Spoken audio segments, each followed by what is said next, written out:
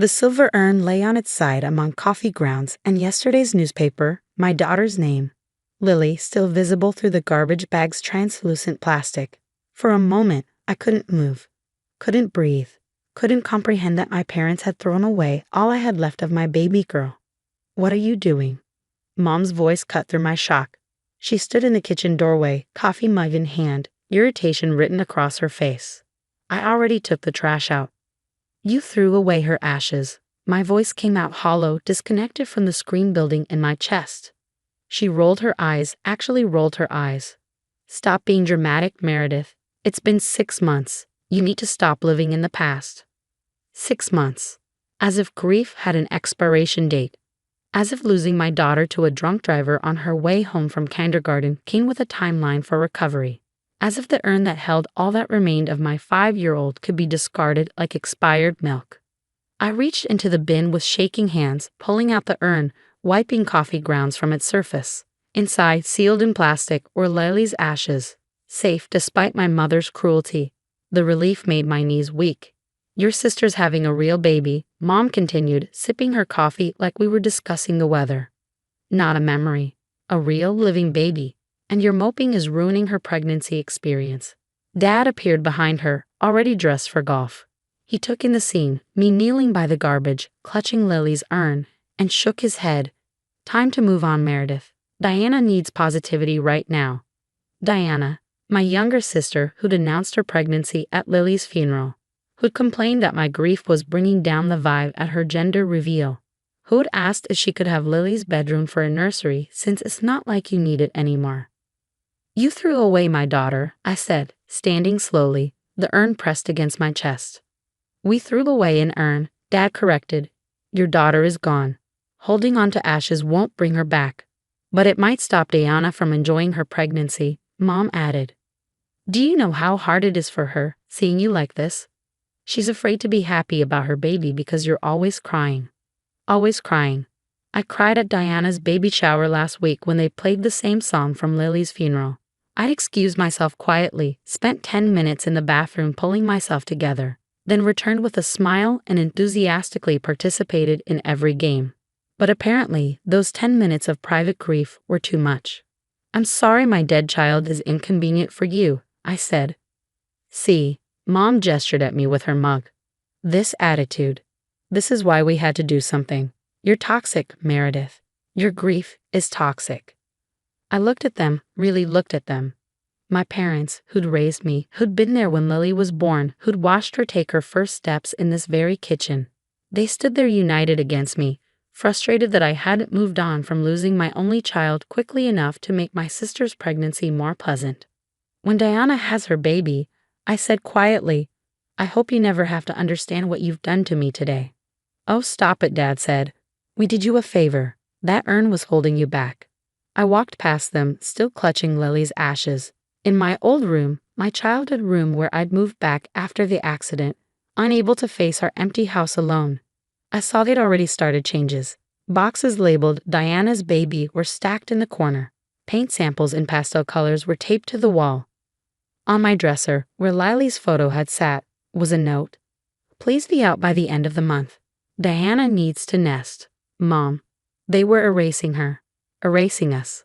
All traces of the granddaughter who'd baked cookies with Mom last Christmas, who'd helped Dad in the garden last spring, who'd filled this house with laughter and sticky handprints and joy.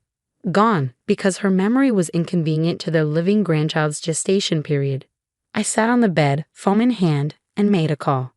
"Morgan, it's Meredith. I need to ask a favor." Morgan had been Lily's teacher. She'd spoken at the funeral about how Lily always shared her snacks, how she taught the other kids to write their names, how she'd been sunshine in human form.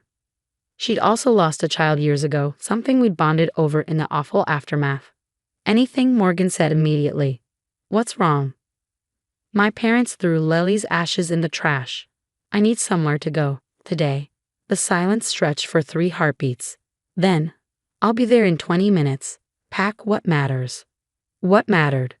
I looked around the room. Lily's favorite stuffed elephant, the quilt she'd slept with, her drawings, carefully preserved in a folder, the video of her kindergarten graduation 2 weeks before the accident. Everything else was just stuff. As I packed, I heard Mom and Diana laughing downstairs. Diana must have arrived for their morning pregnancy yoga and smoothie session. Their joy felt like glass in my ears. I made one more call, this one to a number I'd saved but never used. Garrison Family Law, how can I help you? I need to make an appointment. It's about theft and emotional distress. My parents threw away my daughter's cremated remains. The receptionist's professional tone cracked. They what? Hold on. Let me get Mr. Garrison directly. By the time Morgan arrived, I had 2 suitcases and a plan. My parents were in the living room with Diana, baby catalogs spread across the coffee table. Where are you going? Mom asked, not getting up. Away, I said. Diana rubbed her belly. Don't be so dramatic, Mur. They didn't mean anything by it. They threw away my daughter's ashes, I said flatly. Diana shrugged. It's not like Lily knew. She's gone. The casual cruelty of it. From the aunt who'd taken Lily for ice cream every Friday, who'd called her my best girl, stole my breath. You're right, I said finally. She is gone. And apparently, so is the family I thought I had. Dad stood then. If you leave now, don't expect to come back. We're done enabling your wallowing. Enabling. They'd thrown away my child's ashes and called it enabling. I need you to say that again, I said, pulling out my phone. For clarity. What are you doing? Recording. Please, Dad. Tell me again how you're done enabling my wallowing over my dead 5-year-old. His face flushed. Put that away. No, you threw away my daughter's remains. You gave me an eviction notice. You've made your position clear. I'm just documenting it. You're being ridiculous, Mom snapped. Am I? Diana, would you like to repeat what you just said? About how Lily doesn't know because she's gone. Diana's hand stilled on her belly. I didn't mean. Yes, you did. You all mean it. My grief is inconvenient. My daughter's memory is inconvenient. Well, don't worry. We'll be gone within the hour. I left with Morgan, Lily's urn in my lap. Everything that mattered in her Honda. My parents didn't try to stop me. Diana called out something about being there when I came to my senses. But I didn't respond. Morgan's spare room was small but clean. That night, she helped me set up a shelf for Lily's urn, surrounded by her photos and favorite toys. It wasn't much, but it was more respect than my parents had shown. The lawyer, Mr. Garrison, was appalled. They threw away human remains. That's not just emotional distress, it's illegal in this state. Improper handling of cremated remains is a misdemeanor. I don't want them arrested, I said. I just want them to understand. What you want, he interrupted gently, is for them to face consequences. That's not the same as revenge. He was right, so we proceeded. The cease and desist letter arrived at my parents' house 3 days later. Diana called me screaming. You're suing Mom and Dad. Are you insane? I'm 7 months pregnant. The stress. They threw away Lily's ashes, I repeated, my new mantra. Get over it. God, Meredith, she's dead. She's been dead for 6 months. Move on. Like you all did. So quickly you announced your pregnancy at her funeral? Silence. Then, that's not fair. Life goes on. Yes, I agreed. It does. It goes on without you. I hung up and blocked her number. The social media post went live that evening. Not on my main account. I deactivated that after the funeral, tired of grief vultures and tone-deaf comments. But on the memorial page I created for Lily, followed by hundreds who'd known and loved her. Today, I found my daughter's ashes in my parents' garbage bin. They felt her memory was interfering with my sister's pregnancy. They told me to stop living in the past and focus on the real baby coming. I'm sharing this because grief has no timeline and no one, has the right to dictate how long you mourn your child. Lily was not an inconvenience. Her memory is not toxic, and anyone who thinks otherwise has no place in my life. I attached one photo. Lily's urn in the garbage, coffee grounds visible on its surface. The response was immediate and volcanic. Morgan showed me the comments as they poured in. Lily's babysitter, her pediatrician, the mom of her best friend, parents from her kindergarten, all expressing horror, outrage, disbelief. Several offered places to stay, support, love. But it was the comment from my grandmother that broke the dam. My dad's mother, who lived in a nursing home 2 hours away. I am ashamed of my son. Lily was light itself, and her memory deserves honor. Meredith, you have a room here if you need it. Bring my great-granddaughter's ashes. We'll keep them safe together. My parents, who controlled Grandma's visits, who filtered her calls, who told her I was too unstable to see since the funeral, had no idea she figured out Facebook with the help of a kind nurse. The family fracture was instant and complete. Aunts, uncles, cousins, everyone picked sides. Most picked mine, especially after the security footage surfaced. Oh yes, security footage. My parents had installed cameras after a break-in last year. They'd forgotten about them in their eagerness to erase my daughter. But the cameras remembered everything. Mom taking the urn from my room while I was at grief counseling. Dad nodding approval. The two of them discussing how this was for the best and tough love. Mr. Garrison was thrilled. This changes everything. We have proof of intent, premeditation, and conspiracy. My phone rang constantly. Mom, Dad, Diana, they're flying monkeys. All blocked. The only call I took was from my elderly grandmother. Sweetheart, she said, her voice paper-thin but steel strong, I've changed my will. The house, the trust, everything that would have gone to your father now goes to you. And I've made it clear, if they contest it, they get nothing. Grandma, you don't have to. Yes, I do. They threw away my great-granddaughter. They threw away you. Let them live with those choices. Deanna's baby shower was the next week. I heard about it from Morgan, who heard from others. Apparently, it was poorly attended. Several people, after seeing my post, declined invitations. The ones who went reported it as awkward, tense, with Mom snapping at anyone who mentioned me or Lily. Good. 2 weeks later, Diana went into labor. Dad called from a blocked number, leaving a voicemail. Your sister had the baby, a girl, 7 pounds. Maybe now you can stop punishing us and be part of this family again. Part of the family, as if I hadn't always been. As if I'd removed myself instead of being thrown away like my daughter's ashes. I didn't respond, but I did send a gift to the hospital addressed to the baby, a silver bracelet engraved with "May you always be cherished."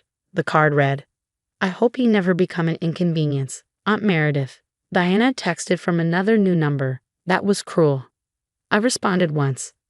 Cruelty is throwing away a grieving mother's only connection to her dead child because it interferes with your pregnancy glow. Then I blocked that number too. It's been a year now. I live with Grandma, taking care of her in exchange for room and board. Lily's urn sits on the mantel, surrounded by fresh flowers that Grandma insists on buying weekly. She deserves beauty, Grandma says, patting the urn each morning like she used to pat Lily's head. The lawsuit is ongoing. My parents' lawyer argues it was a misunderstanding, that they thought I'd want to move forward. Hard to argue when the security footage shows Mom saying, maybe if we get rid of this, she'll snap out of it. I haven't seen Deanna's baby. I've heard she looks like Lily, which must kill my sister every time someone mentions it.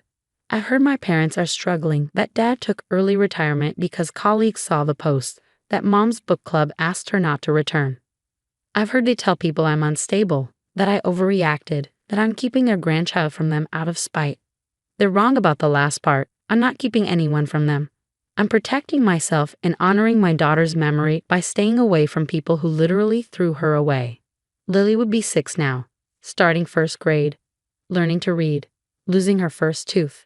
Instead, she lives in an urn on Grandma's mantel, in the hearts of those who loved her, in a memorial garden at her school where children plant flowers each spring. She doesn't live in the past. She lives in the present, in every choice I make to surround myself with people who understand that grief has no timeline, that love doesn't end with death, that memories are not inconveniences to be discarded when new life comes along. My phone buzzes. Morgan, sending a photo from the memorial garden. New sunflowers, reaching toward the sky. Lily's flowers are the tallest, she writes, just like she would have been. I smile, touching the urn gently. My parents thought they were freeing me by throwing her away. Instead, they freed me from them, from the obligation to shrink my grief to make room for their comfort. Lily is not in the past. She's in every sunrise I watch with Grandma, every flower we plant, every story we tell. She's in the love that refuses to be buried in garbage bins or silenced by new babies or erased by those who find mourning inconvenient. She's my daughter. Forever, no matter who that bothers. and that's the only timeline that matters. You're single, Samantha. You don't need all this space. My mother, Wendy, delivered the line with a delicate sniff, as if bestowing upon me a profound, albeit slightly inconvenient, truth. We were standing in the kitchen, the one I'd personally designed, right down to the quartz countertops that gleamed under the recessed lighting I'd helped install. My name is Samantha, by the way, and for the last 5 years, all this space, this entire beautifully renovated house, had been my life's work, my savings, my future. Wendy continued, oblivious to the way the air was crackling around me. Penelope and Killian are getting married, you know. Such wonderful news. She beamed, then gestured vaguely towards the ceiling. So, we thought, the main house for them, naturally, and you, dear, can have the attic. It's quite cosy once you clear it out. The attic. A dusty, cramped coffin of a space filled with forgotten Christmas decorations and mouse droppings. That was my reward. My sister, Penelope, drifted in then, a self-satisfied smirk playing on her lips. She was practically glowing, and not just from her new engagement ring, which she made sure to flash at every opportunity. Killian and I were just talking about paint swatches for the master bedroom, she chirped, her eyes flicking towards my master bedroom, the one with the ensuite I'd fought tooth and nail with the contractor to perfect. Something a bit more us, you know. The promises.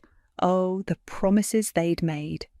Invest in the family home, Sam, Dad, Rocky, had said 5 years ago, when the house was a crumbling wreck they couldn't afford to fix. It'll be yours one day, a real legacy. We'll live here for a bit longer, of course, but it's your nest egg. Wendy had cooed her agreement, painting pictures of me raising my own family here eventually. So I'd poured everything into it. My inheritance from Grandma, every bonus, every spare weekend. I'd learned to plaster, to tile, to negotiate with suppliers. I'd manage the entire gut renovation, turning this dilapidated money pit into the beautiful modern home it was now. My home. Or so I thought. The attic, I finally managed, my voice sounding small and distant even to my own ears. Don't look so glum, Samantha, Wendy said, patting my arm dismissively. It's a perfectly good space, and you'll have your privacy. Penelope giggled.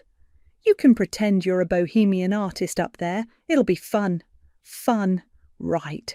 The shock was a physical blow, knocking the air from my lungs. Then came the heat, a slow, simmering rage that started in my belly and spread outwards, coiling tight. I could feel my hands clenching. I wanted to scream, to rage, to smash the perfect quartz countertop. But then a different thought, cold and sharp, pierced through the red mist. If I exploded now, they'd dig in, play the victims. They'd use my anger against me. No. I let my shoulders slump. I allowed the tears that were genuinely welling, tears of betrayal, of fury, to spill over. But I thought this was going to be my home, I choked out, playing the part of the heartbroken, dutiful daughter. Wendy's expression softened, but not with genuine sympathy. It was more like the look one gives a slightly dim-witted child. Oh, darling, of course, we understand it's a bit of a surprise, but Penelope needs a good start to her married life. You understand family, don't you? Rocky shuffled in then, looking vaguely uncomfortable. He wouldn't meet my eye. It's for the best, Sam. Penelope's so happy. His usual passive agreement, easily swayed by Wendy's iron will and Penelope's batting eyelashes. He was already rewriting history in his head, I could tell, convincing himself this was always the plan. I need a minute, I mumbled, turning away before they could see the ice forming in my gaze. I stumbled up the stairs, each step on the polished oak I'd chosen feeling like a betrayal. The scent of fresh paint, the custom colour I'd mixed for the hallway, mocked me. I reached my bedroom, my sanctuary.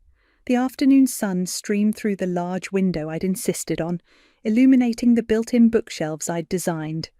Penelope wanted to paint this over my dead body, or perhaps over theirs, financially speaking. I walked to my desk, my movements stiff. My laptop was there, but I ignored it. Instead, I knelt and pulled out the bottom drawer, the one that locked. Inside, beneath a pile of old journals, was a thick, professionally bound document, the renovation contract. The one they'd barely glanced at before signing, so eager were they for me to start pumping money and labour into their crumbling asset. I flipped through the pages, my fingers tracing the dense legal jargon Erin, my lawyer friend, had so meticulously crafted. My eyes landed on a particular section, a minor contingency, as I'd casually described it to them at the time. A slow, dangerous smile spread across my face, a stark contrast to the tear-stained devastation I performed downstairs. They thought I was just their dutiful, slightly pathetic single daughter, the reliable workhorse. They'd offered me the attic, a dusty coffin for my dreams. I hugged the contract to my chest. They forgot, I whispered to the sunlit room, the rage now a cold, hard diamond of resolve. They forgot I was also their chief investor, and investors, I knew, always expected a return. A week crawled by, a week filled with Penelope's incessant giddy chatter about wedding venues, guest lists, and most gratingly, her grand plans to freshen up the house. "That dreadful grey you chose for the living room, Sam, it's just so drab. I'm thinking a nice cheerful yellow," she'd announced at breakfast, not even looking at me. Killian, her fiancé, mostly nodded along, looking like a man already resigned to a lifetime of agreeing with Penelope. I bit my tongue, offering wan smiles and non-committal hums. Let them think I was still licking my wounds in my generous attic-to-be. Let them get comfortable. Saturday morning, the sun was streaming into the kitchen, my kitchen, highlighting the subtle shimmer in the backsplash tiles I'd spent a whole weekend agonizing over. Penelope was on the phone, squealing about bridesmaid dresses. Wendy was flipping through a bridal magazine, occasionally sighing with contentment.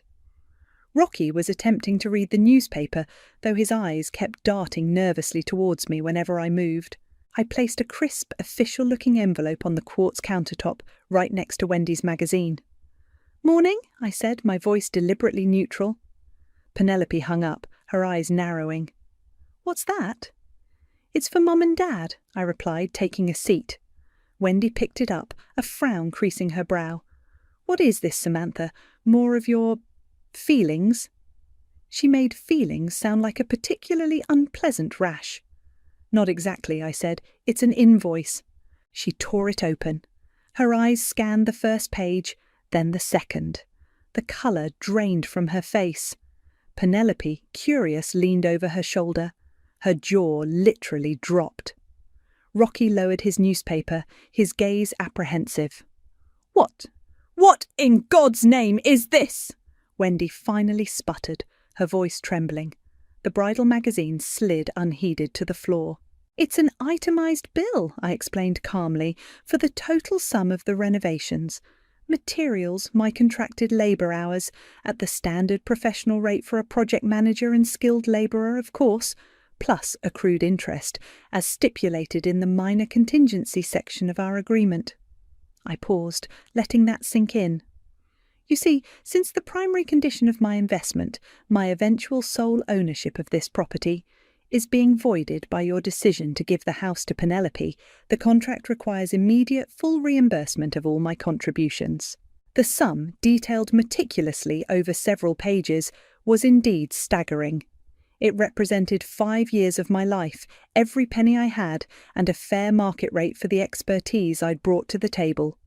It was the true cost of turning this house from a liability into a highly desirable property. Wendy's hand, holding the invoice, was shaking. This is outrageous! You can't be serious!" "Oh, I'm perfectly serious, Mother," I said, my voice still even. "It's all there in the contract you both signed. Page 7, subsection C, I believe, details the reimbursement clause in the event of unilateral alteration of the primary beneficiary." Penelope, who had gone from confused to incandescent with rage, finally found her voice. "You're doing this to ruin my wedding! You're just jealous!" she shrieked, her face contorting.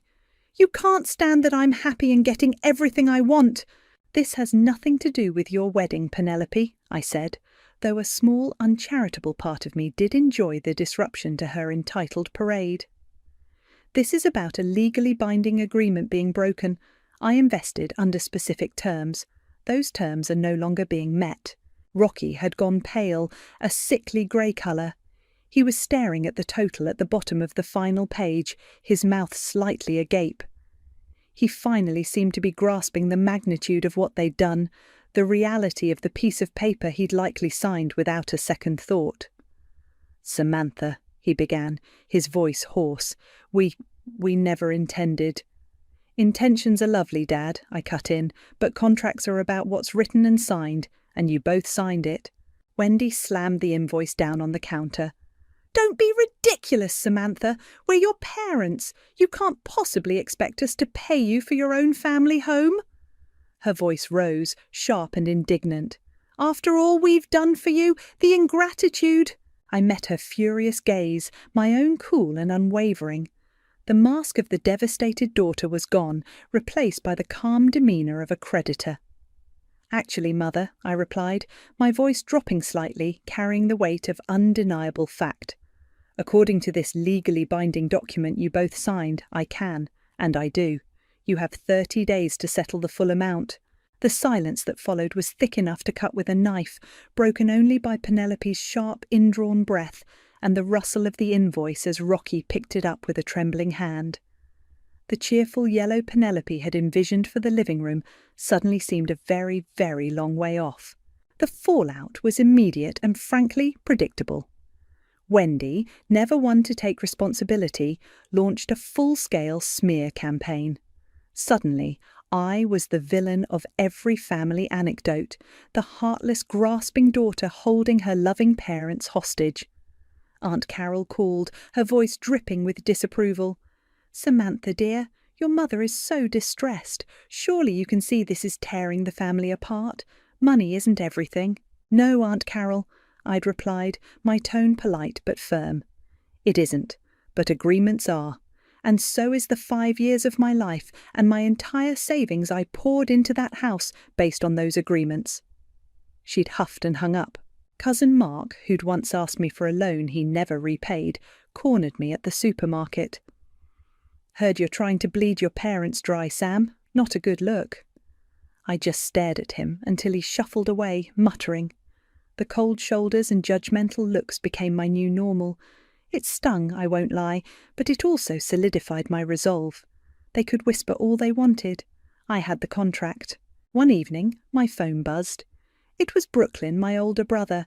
He'd always been a bit of a ghost in family dramas, preferring to keep his distance. I braced myself for another lecture. "Sam, it's Brooklyn." His voice was hesitant. "Mum called. Well, you can imagine." "I'm sure she gave you her version," I said, trying to keep the weariness out of my voice. "Yeah," he said. A pause. "Look, I'm not calling to pick sides, but what exactly happened? Her story was a little dramatic." "So," I told him. I laid out the promises, the years of work, the casual dismissal, the offer of the attic. I told him about the invoice. He listened silently, which for Brooklyn was saying a lot. "Wow," he said when I finished. "They really offered you the attic?" With a straight face, I confirmed. "And this contract? It's legit?" "Erin Phillips helped me draft it. It's ironclad." Erin was my college roommate, now as sharp as a tack lawyer. Another pause. "Okay," Brooklyn said slowly. I get it. That's rough, Sam. Really rough." He didn't condemn me. He didn't offer solutions. He just sounded genuinely troubled by our parents' actions. It was a small crack of light in the wall of family disapproval. Meanwhile, back at the house, which I was still living in, an increasingly awkward situation, Penelope was on a mission to assert her dominance. It started small. My favourite mug, the one I'd had since college, accidentally got broken. The plants I'd carefully nurtured on the windowsill in the kitchen were moved to a dark corner where they promptly began to wilt. Then I came home from work one afternoon to find her in the hallway, a paint roller in hand, a can of garish turquoise paint at her feet. She was painting over the beautiful, intricate mural of a forest scene I'd spent weeks creating on the main feature wall. It had been a labour of love, a focal point of the house. "What are you doing?" I asked, my voice dangerously quiet. Penelope didn't even turn around. "Just brightening the place up. This old thing was so depressing." Rage, hot and swift, surged through me, but I remembered my strategy. "That mural is part of the property's current state, Penelope," I said, keeping my tone level. "The property that is currently subject to a significant financial claim." She finally turned, a defiant smirk on her face. "It's going to be my house. I can do what I want." "Not yet, it isn't," I replied. "That evening, Killian found me in the living room. He looked uncomfortable." "Penelope told me about the disagreement," he began, choosing his words carefully. "She's pretty upset." "I can imagine," I said. "This invoice, it's a lot of money, Samantha." "It's the accurate value of my investment," I stated. He shifted his weight. "She said you put a lot of work into this place, and it looks amazing. But her parents, they don't really have that kind of cash lying around, do they?" He was starting to ask the right questions, his brow furrowed with a concern that seemed more financial than familial. The next day, I walked into my bedroom, to find a stack of paint swatches on my nightstand, shades of pink and lavender, Penelope's preferred palette. A little note was tucked under them. "Thinking of these for the master. What do you think? P." The audacity. It was a deliberate provocation. I sat down at my desk, pulled out my laptop, and composed an email. It was polite, almost chillingly so. Subject: potential alterations to property at 12 Maple Drive. Dear Mother, Father, and Penelope. I'm writing to gently remind you that the property at 12 Maple Drive is currently the subject of a significant financial lien, as per the invoice dated date of invoice. Any alterations, redecorations, or changes made to the property prior to the full settlement of this outstanding debt could be construed as damage to the asset securing my investment. This could further complicate the financial resolution and potentially increase the liable sum. I trust we can avoid any such complications. Sincerely, Samantha. I CC'd Erin, and then I hit send, let them chew on that. The whispers and threats were one thing, damaging my collateral was another entirely. The email CCing Erin Esquire Phillips had the desired effect. The amateur redecorating efforts ceased immediately. Penelope's paint swatches vanished from my nightstand. The turquoise splotch in the hallway remained, a monument to her thwarted ambition, but no further brightening occurred. A few days later, the atmosphere in the house, already glacial, dropped another 10 degrees. I heard Wendy on the phone in the kitchen, her voice tight with panic. "But what do you mean, ironclad? There must be a loophole. We're her parents." A long silence, then. "Well, that's just unacceptable." Slam. Apparently their consultation with a lawyer, presumably one cheaper than Erin, had not yielded the comforting dismissal of my claim they'd hoped for. The grim news I gathered from snippets of hushed, frantic conversations between Wendy and Rocky was that my contract was indeed a fortress. Panic, it turned out, made Wendy resort to her oldest trick, emotional blackmail. She cornered me while I was making coffee, her eyes red-rimmed. From genuine tears or strategic onion chopping, I couldn't be sure. "Samantha, darling," she began, her voice wobbling precariously. "How can you do this to us, to your own family? We love you. Don't you love us?" I poured my coffee. "Love isn't the issue here, Mother. A broken agreement and a substantial financial debt are—" "But we can't afford this," she wailed, clutching her chest dramatically. "You'll bankrupt us. We'll be out on the street. Is that what you want?" "What I want," I said, stirring my coffee, "is what I'm owed. What was promised to me and what I worked for. You had options. You could have honoured the original agreement. You chose not to." Her tears abruptly dried up. "You're a cold, heartless girl, Samantha. I don't know where we went wrong with you." She stormed off. Next came Rocky, attempting the role of mediator. He found me in the garden, pulling weeds with perhaps a little more vigour than necessary. "Sam," he started, looking pained, "your mother's very upset." "I gathered," I said, yanking out a particularly stubborn dandelion. "Look, this whole thing, it's a mess. Can't we find a compromise? Maybe we could give you a smaller amount over time for your trouble?" I stopped weeding and looked at him. "My trouble? Dad, this isn't about pocket money. This is about my entire investment, 5 years of my life, my future." I quoted him a figure, something insultingly low they'd probably feel was generous. "Is that what you're suggesting?" He winced. "Well, something more manageable for us."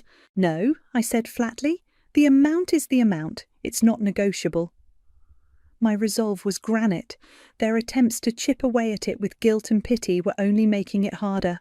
Penelope, meanwhile, had escalated from petty vandalism to full-blown meltdowns. I overheard her screaming at Killian on the phone. "She's just jealous. She's always been jealous of me. She can't stand that I have you in this beautiful house, and she has nothing." Then a slammed door and sobbing. Killian, to his credit, seemed to be growing quieter and more observant during these episodes. A few days later, a formal letter arrived. Not for me, but for my parents, from Erin Phillips, attorney at law. It was a standard letter of demand, reiterating the debt, the terms, and the 30-day deadline, which was fast approaching. It also politely suggested that any further attempts to alter the property would be met with legal action. The letter sent Wendy into another tailspin. This time she didn't even bother with the tears. She called Erin directly. I wasn't privy to the call, but Erin recounted it later with a sigh. "Your mother has a remarkable vocabulary when she's angry, Sam, mostly 4-letter words. She accused me of being in league with the devil, that's you by the way, to destroy her family." "Charming," I said, "indeed. After she finished her tirade, I presented your counter-offer." "Counter-offer?" I asked, surprised. We hadn't discussed one. Erin chuckled. "Oh, it's not much of one. I told them you were willing to allow them to buy out your share for the full invoiced amount, immediately. Or," she paused for dramatic effect, "you would be forced to enact Clause 17b of the contract." "Clause 17b?" I echoed, racking my brain. The contract was dense. "And what, for God's sake, is Clause 17b? Wendy had apparently shrieked down the phone at Erin. Erin's reply, as she told me, was calm and cool. "I simply advised her to read her copy of the contract carefully, specifically page 12, paragraph 4. A new wave of frantic energy filled the house. I heard them rustling through papers in the study, Wendy's voice sharp with agitation, Rocky's a low murmur of anxiety. Clause 17b? Even I wasn't entirely sure what it was, but Erin had sounded confident, and a little bit gleeful. The hunt for Clause 17b was on. I could practically hear the frantic flipping of pages from my room upstairs. It was almost comical, picturing Wendy and Rocky, who'd likely never read past the signature page, now poring over the dense legalese Erin had so carefully constructed. Later that evening, the silence from their side of the house was heavy, oppressive. It wasn't the silence of resolution, but the stunned silence of dawning horror. I was in the kitchen, making tea, when Wendy appeared in the doorway. She looked deflated. The usual bluster was gone, replaced by a weary, almost frightened look. "Clause 17b, she said, her voice flat. "A primary lien." I took a slow sip of my tea. "Ah, you found it then. If we default on repayment," she recited, as if reading from an invisible script, "after voiding your primary condition of ownership, you have the right to register a primary lien against this property for the total sum, effective immediately." Her eyes, usually so sharp and critical, were wide and unfocused. "That's correct," I confirmed. "It means I become the primary creditor.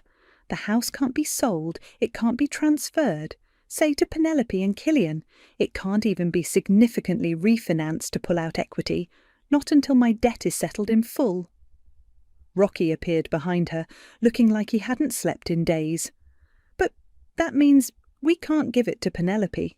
"Not unless you pay me what you owe me first," I said, my voice devoid of triumph, just stating a fact. "And given your reaction to the invoice, I suspect that's not an option you're considering." The realization hit them with the force of a physical blow.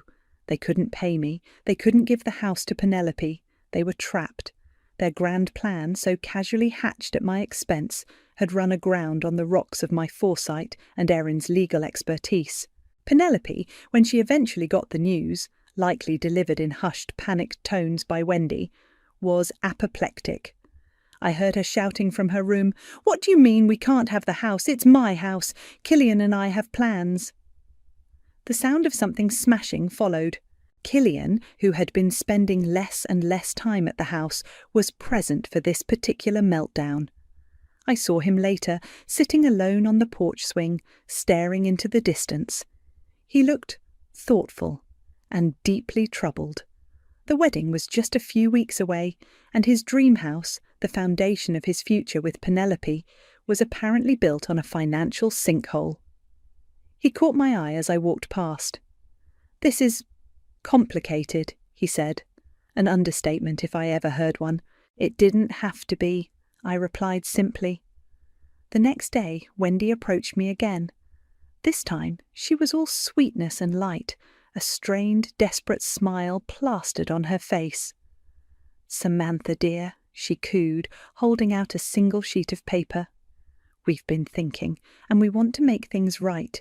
We've spoken to the bank about a small refinance just to get you some money up front, a gesture of goodwill." I eyed the paper suspiciously. "A gesture?"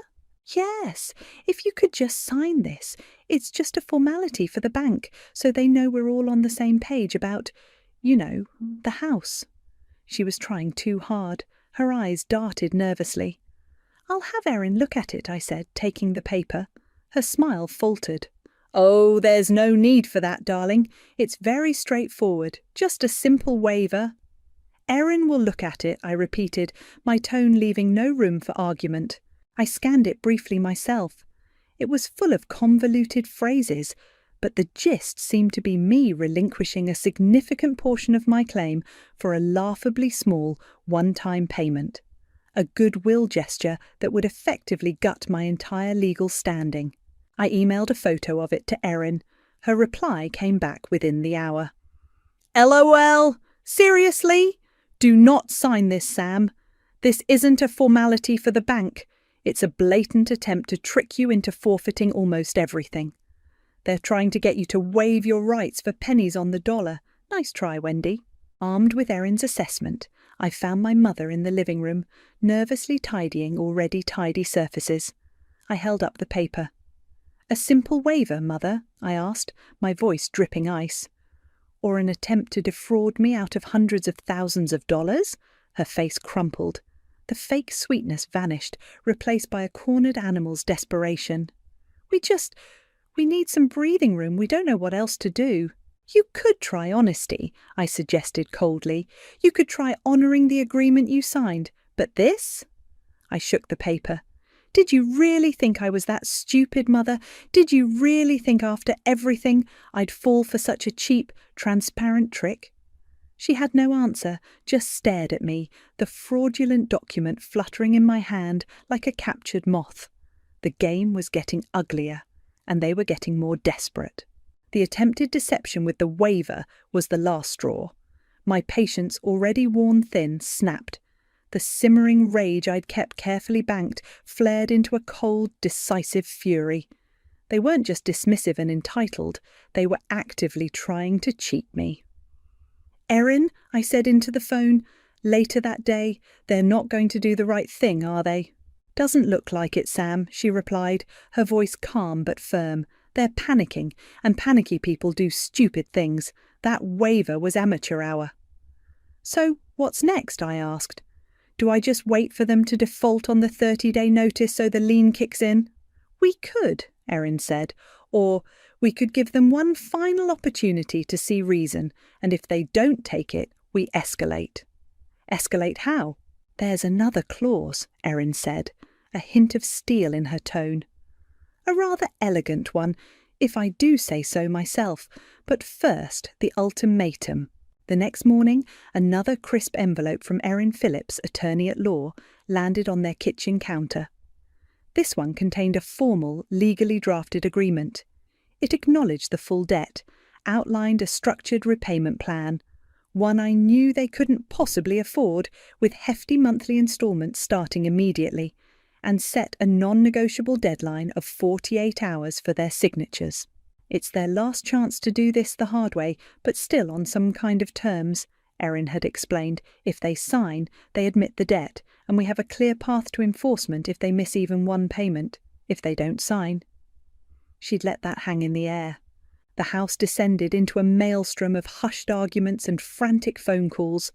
Penelope's wedding plans, once a source of joyful chatter, were now a ticking time bomb.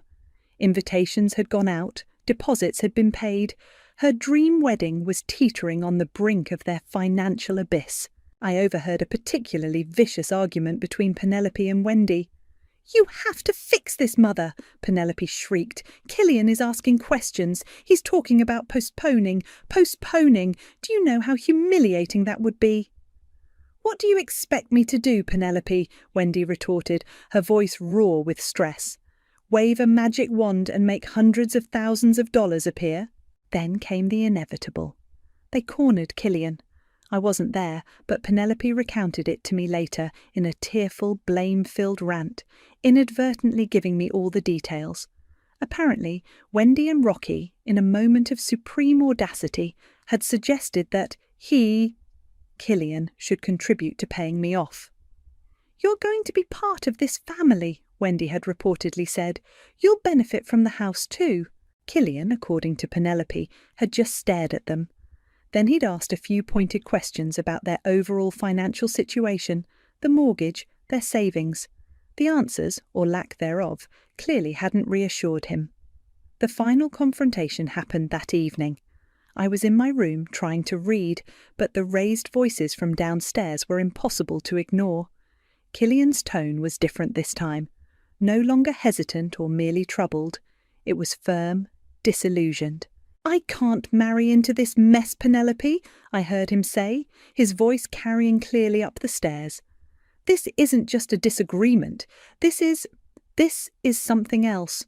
Your parents promised Samantha the house, then tried to give it to you, and now they're trying to trick her out of her money, and you expect me to bail you out?" "But Killian, I love you. We have plans," Penelope wailed. "Plans built on what, Penny? Lies? Deceit?" His voice was cold. "This wedding, this house, it all feels tainted now. I need to step back. The wedding is off. At least until this is handled, properly, ethically." A door slammed. Heavy footsteps descended the stairs. The front door opened and closed with a decisive thud. Penelope's scream of pure, unadulterated rage and despair echoed through the house. It was a sound I won't soon forget. Her dream life, meticulously constructed on a foundation of entitlement and her parents' willingness to sacrifice my future for hers, was crumbling before her eyes. The 48-hour deadline for the ultimatum passed in a blur of Penelope's histrionics and my parents' stunned, terrified silence. No signed agreement appeared. They hadn't even acknowledged it. My phone rang. It was Erin. "Well, Sam," she said, her voice calm and professional, but with an undercurrent I recognised. The thrill of the legal chase, the satisfaction of a well-laid plan coming to fruition. "They didn't sign." "No surprise there," I said, a strange sense of calm settling over me. The anger was still there, but it was a focused, purposeful energy now. "So, it's time," Erin continued. "Are you ready to bring the house down, literally and figuratively?" I took a deep breath, looking around the beautiful room I had poured my heart and soul into, the room they had tried to casually snatch away, the room Penelope had wanted to paint pink. "I've never been more ready," I said. The meeting was set for the following afternoon in the living room. The one Penelope had wanted to paint a cheerful yellow. Erin was by my side, a leather briefcase resting on her lap.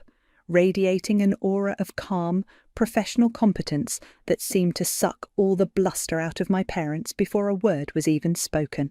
Wendy, Rocky, and a red-eyed sullen Penelope sat opposite us on the sofa I'd chosen for its clean lines and durability. The air was thick with unspoken accusations and a heavy sense of dread. They knew this wasn't going to be a pleasant chat. "Thank you for meeting with us," Erin began, her voice polite but firm. "As you know, the deadline for signing the proposed repayment agreement has passed.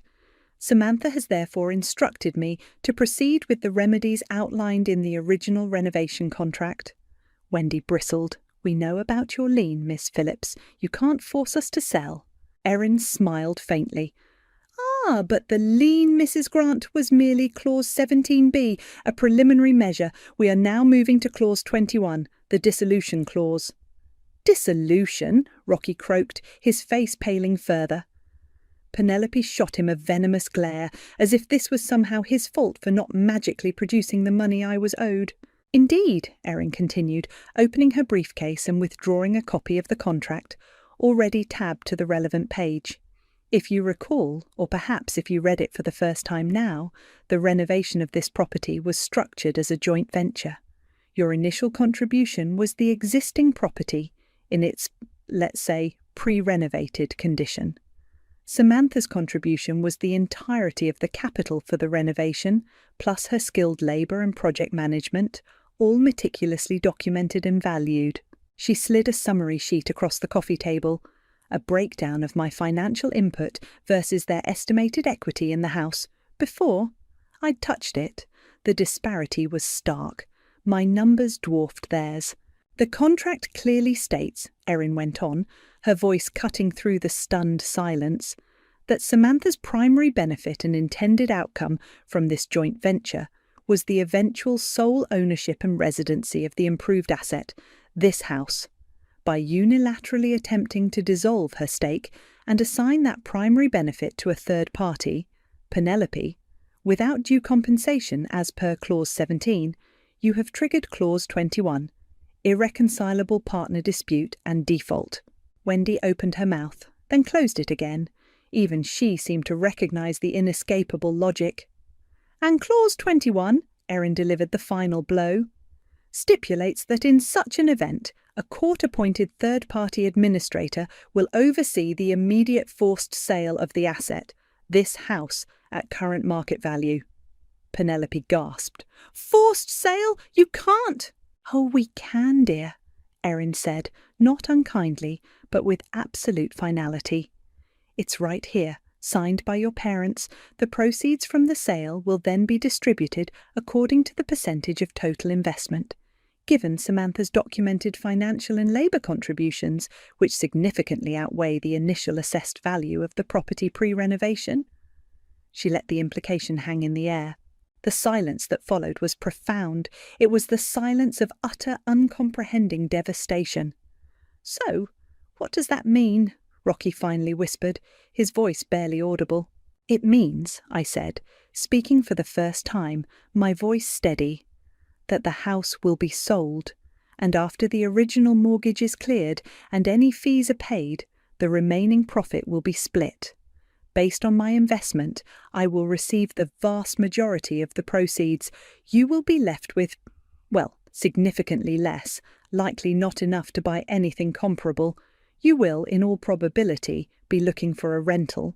Wendy stared at me, her face a mask of disbelief. Then it crumpled. Great, shuddering sobs racked her body. This wasn't the strategic crying of earlier. This was the real, ugly grief of someone who has lost everything and knows it's their own damn fault.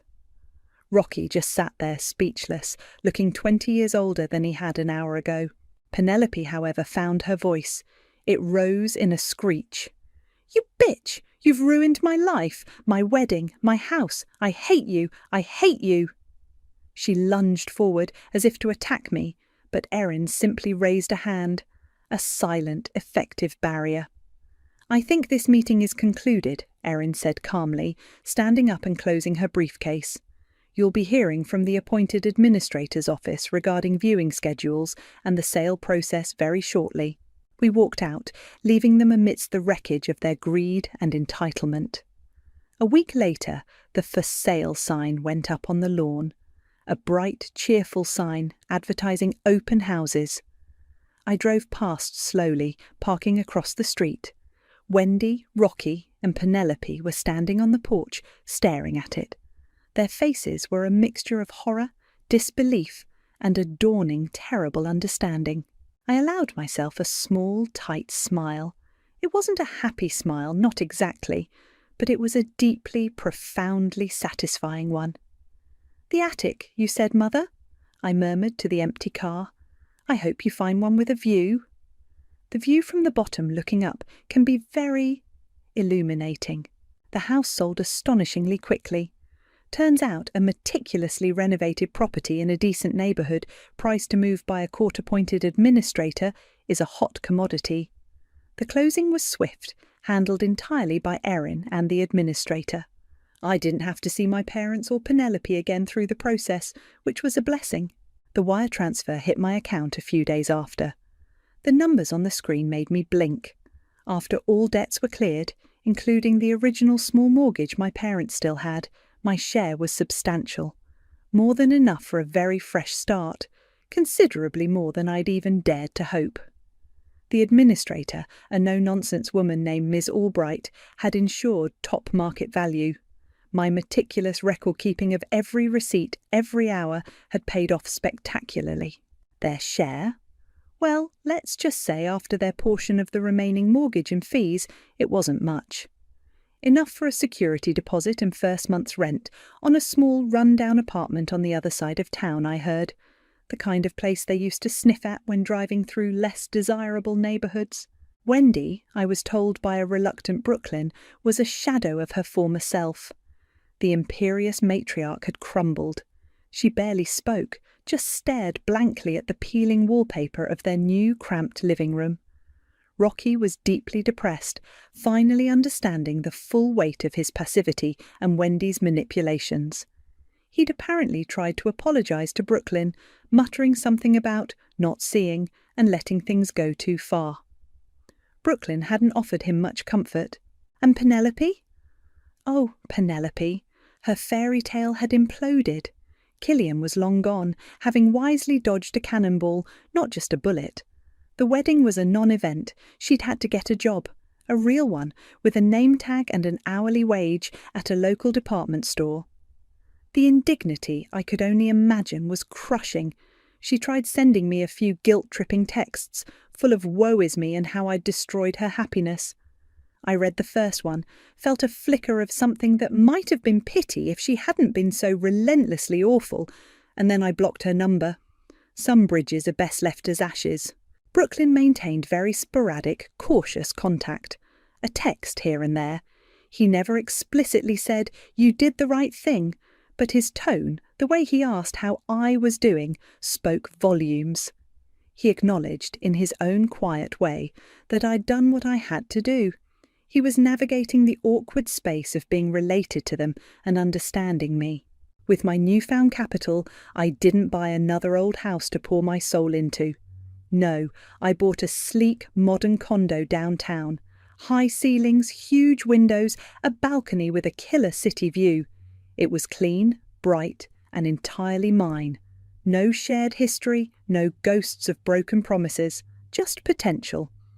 I hired movers for the few things I'd taken from the old house, my books, my clothes, the contents of my actual bedroom, not the attic. The rest I let go.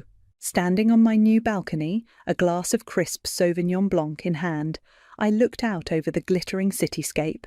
There was no regret, not a shred. They had sown the wind, and they had reaped the whirlwind. It wasn't about malice, not anymore. It was about consequences. The satisfaction of my meticulously planned revenge was a clean, sharp burn cauterizing old wounds. I felt liberated, powerful. Yes, I'd lost a family, or at least the illusion of one I'd clung to for too long, but in their place I had found myself, my strength, my worth, my ability to not just survive betrayal, but to architect its downfall. Calmer, I mused, wasn't some mystical force. Sometimes it was just a well-drafted contract and the courage to enforce it. A soft breeze ruffled my hair. I raised my glass. To new foundations, I whispered, toasting the city, the future myself. They wanted to relegate me to the attic. Instead, I demolished their castle and built my own empire from the foundations they tried to steal. This whole ordeal, as painful and ugly as it had been, taught me the true, unshakable value of self-worth and the cold, hard, and ultimately satisfying price of betrayal. And you know what? The view from up here was spectacular. I wasn't infertile. They made me infertile. My name is Anna, and I need to tell you what happened to me, what my husband and his mother did to me, because if I don't get this out, I think I might actually lose my mind. For 2 years, I tried to get pregnant. 2 years of tracking ovulation, taking temperatures, scheduling sex like a business meeting. 2 years of watching my period arrive like clockwork, while my heart broke a little more each month. Maybe we should see a specialist, I'd suggest, voice trembling. We just need to be patient, babe, Caden would say, rubbing my back. These things take time. My mom says stress is probably the issue. His mother? Livia. The woman who wrote 3 best-selling books on parenting, who had a blog called Nurturing Tomorrow's Leaders, with 500,000 followers. The woman who smiled at me over Sunday dinners while asking, "Any good news yet, dear?" I believed them. I believed I was broken. Last Tuesday morning changed everything. Caden was in the shower, singing some song off-key like he always did. His phone buzzed on the nightstand. I glanced over, expecting to see a work email, or maybe his gym buddy asking about their workout. Instead, I saw a text from Mom that made my blood freeze. "Did you switch out her vitamins yet?" My hands started shaking. Switch out my vitamins? I stared at the screen until it went dark, then picked up the phone. My thumb hovered over the message thread. I shouldn't have looked. Part of me knew I shouldn't have looked. But I did. The conversation went back months. Months of messages I'd never seen. The pink ones are working perfectly. She has no idea. Good. Make sure she takes them every morning. We can't have any accidents. What if she gets suspicious? She won't. She trusts you completely. Poor thing actually thinks something's wrong with her. I scrolled up, my heart hammering so hard I thought it might burst. There were photos. Photos of my prenatal vitamins next to birth control pills. Side-by-side comparisons showing how similar they looked.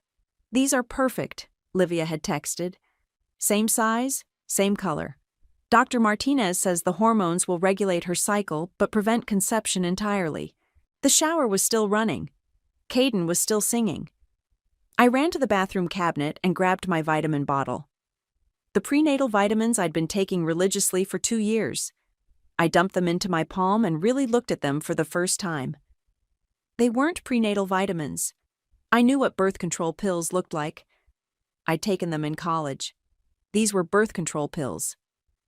"Anna, you okay out there?" Caden called from the shower. "Fine," I managed to croak. I went back to his phone. There were more messages. So many more. "She's getting desperate. Asked about fertility treatments again." "Absolutely not. We've invested too much in this plan to let her ruin it now." "What if she finds out?" "She won't. And if she does, we'll handle it. She's too weak to do anything about it anyway." Too weak? The bathroom door opened and Caden stepped out, towel around his waist, hair dripping. "Morning, beautiful," he said, kissing my forehead. "Did you take your vitamins?" I looked at him, really looked at him. This man I'd married 3 years ago. This man I'd cried to about my fertility issues. This man who'd held me while I sobbed every month, telling me it would happen when it was meant to happen. "Not yet," I whispered. "Better take them now. You know how important they are for when we do get pregnant." He said it so casually, so naturally, like he hadn't been systematically poisoning me for 2 years. Right, I said. How could I forget? He got dressed and left for work, kissing me goodbye like nothing had changed, like my entire world hadn't just collapsed. I sat on our bed, staring at the bottle of fake vitamins in my hands. 2 years of my life. 2 years of thinking I was defective, broken, less than a woman. I wasn't infertile. They made me infertile, and they were about to find out exactly how weak I really was. I waited until Sunday dinner. Livia always hosted these elaborate family meals at her pristine house, complete with cloth napkins and her grandmother's china. She'd hold court at the head of the table, dispensing wisdom about child-rearing while we all nodded along like devoted disciples. This Sunday, I brought evidence. "Anna, dear, you look pale," Livia said as I sat down. "Are you feeling all right? Actually, I wanted to talk to you about that." I pulled out my phone and set it on the table. "I've been having some health issues." Caden's fork paused halfway to his mouth. "Babe, maybe we should discuss this privately." "No." I looked directly at Livia. "I think your mom should hear this. After all, she's been so invested in my health lately." Livia's smile flickered. "Of course, dear. What's troubling you?" I opened the photos on my phone. The side-by-side comparison of my prenatal vitamins and birth control pills. Well, I discovered something interesting about my vitamins. The color drained from Kaiden's face. "I'm not sure what you mean," Livia said carefully. "Really? Because I have your text messages." I swiped to the screenshots. "Did you switch out her vitamins yet?" I read aloud. "The pink ones are working perfectly. She has no idea." Caden's father, Walter, looked up from his plate, confused. "What's going on?"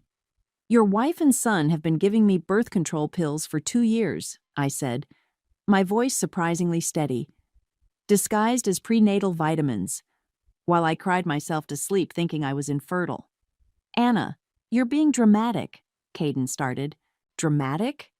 I stood up, my chair scraping against the floor. "You let me blame myself. You watched me take pregnancy tests month after month, knowing they'd be negative. You held me while I sobbed about being broken." "We were protecting you," Livia said, her voice sharp now. "You're too emotional, too unstable. You would have made a terrible mother." The words hit like a slap. "Protecting me?" "Yes. From yourself. From making a mistake that would ruin multiple lives." "A mistake?" My voice cracked. "Having a baby with your son would be a mistake? With your mental state?" "Absolutely." Livia stood too, her mask finally slipping. "You're hysterical, Anna. Look at yourself right now. This is exactly why we couldn't trust you with a child." Caden reached for my arm. "Anna, please." I jerked away from him. "Don't touch me. Don't ever touch me again." "You're overreacting," he said. "We can work through this." "Work through this?"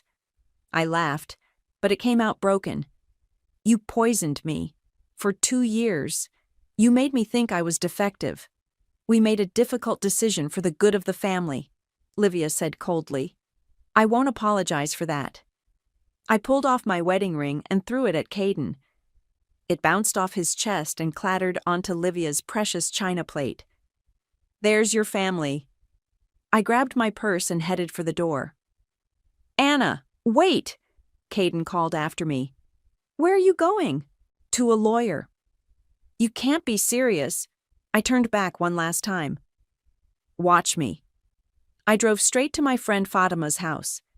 She took one look at my face and pulled me inside. "What happened?" I told her everything.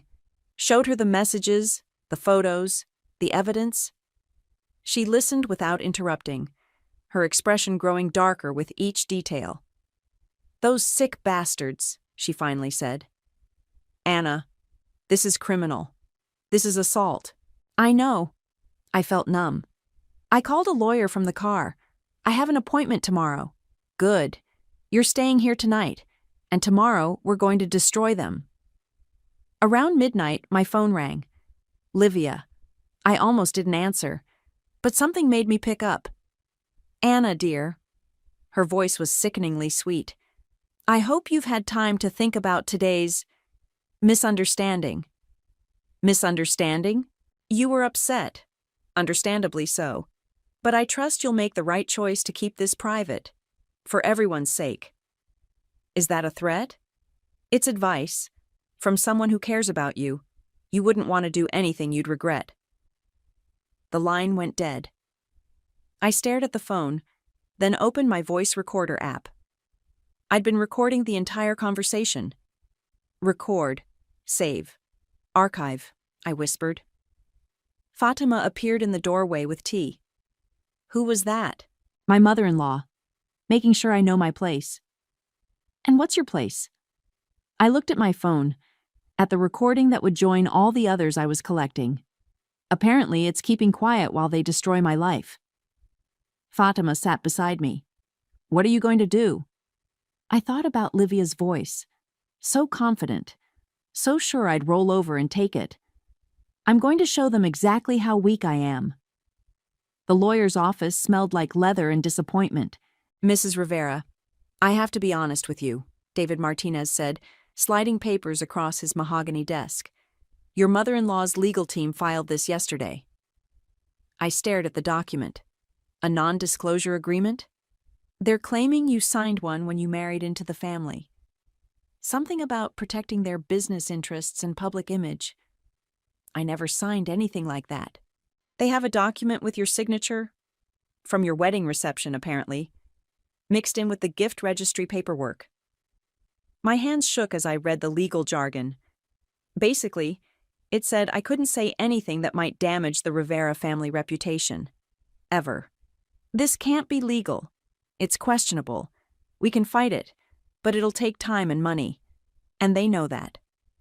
I left the office feeling like I'd been punched in the gut. My phone buzzed with a text from Caden. We need to talk. Meet me at Starbucks on 5th Street. 1 hour. I almost didn't go, but curiosity won. Caden was already there when I arrived, looking like he hadn't slept. Good.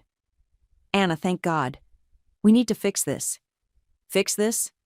I sat down across from him. You mean cover it up? I mean, protect both of us. You have no idea what you're dealing with. My mother? She's not someone you want as an enemy. She's already my enemy, Caden. She's been my enemy for 2 years. You don't understand. She has connections, resources. If you try to fight her, you won't survive. Is that a threat? It's a warning, from someone who still cares about you. I laughed bitterly. You care about me? You poisoned me. I was protecting you. Stop saying that. The other customers turned to look. I lowered my voice. You were protecting your mother's reputation, her precious brand. Anna, please, just sign the NDA. Take the settlement money. Move on with your life. What settlement money? $200,000. Cash. All you have to do is stay quiet. I stared at him. You think you can buy my silence? I think you should be practical. You can't win this fight. I stood up. Watch me. That night, I was scrolling through social media when I saw the first post. A Facebook comment on one of Livia's blog posts. Anyone else notice Ana Rivera seems unstable lately? Heard she's been making wild accusations about the family. Then another. And another. My friend works at their lawyer's office. Says Anna's been threatening to make up stories about Kaiden and his mom. I always thought she seemed off. Too desperate for attention. Kaiden's such a saint for putting up with her mental health issues. My phone rang. Fatima. Anna, are you seeing this shit online? Yeah. They're fast. This is character assassination. We need to document everything. I am. Screenshots, timestamps, everything. Good. But Anna, maybe you should talk to Kaiden's brother, Xavier. Xavier? Why? He reached out to me. Says he has information you need to hear. I met Xavier at a dive bar downtown. He looked nervous, constantly checking over his shoulder. I shouldn't be here, he said, ordering a double whiskey. Then why are you? Because what they did to you is fucked up, and it's not the first time. What do you mean? My mother has done this before. 2 other women Caden dated. Anyone she thought wasn't good enough for her precious son. You're kidding. I wish I was. There was Sarah 3 years ago. Mom convinced her she was bipolar, got her committed for a psychiatric evaluation. Then there was Jessica. Mom had her fired from her job, spread rumors about her being a drug addict. I felt sick. And you never said anything? I was a coward. I told myself it wasn't my business. But what she did to you, the vitamins, that's a new level of evil. Why are you telling me this now? Xavier reached into his jacket and pulled out a USB drive. Because I recorded the family meeting where they planned it all. My heart stopped. You what? I've been recording family meetings for years.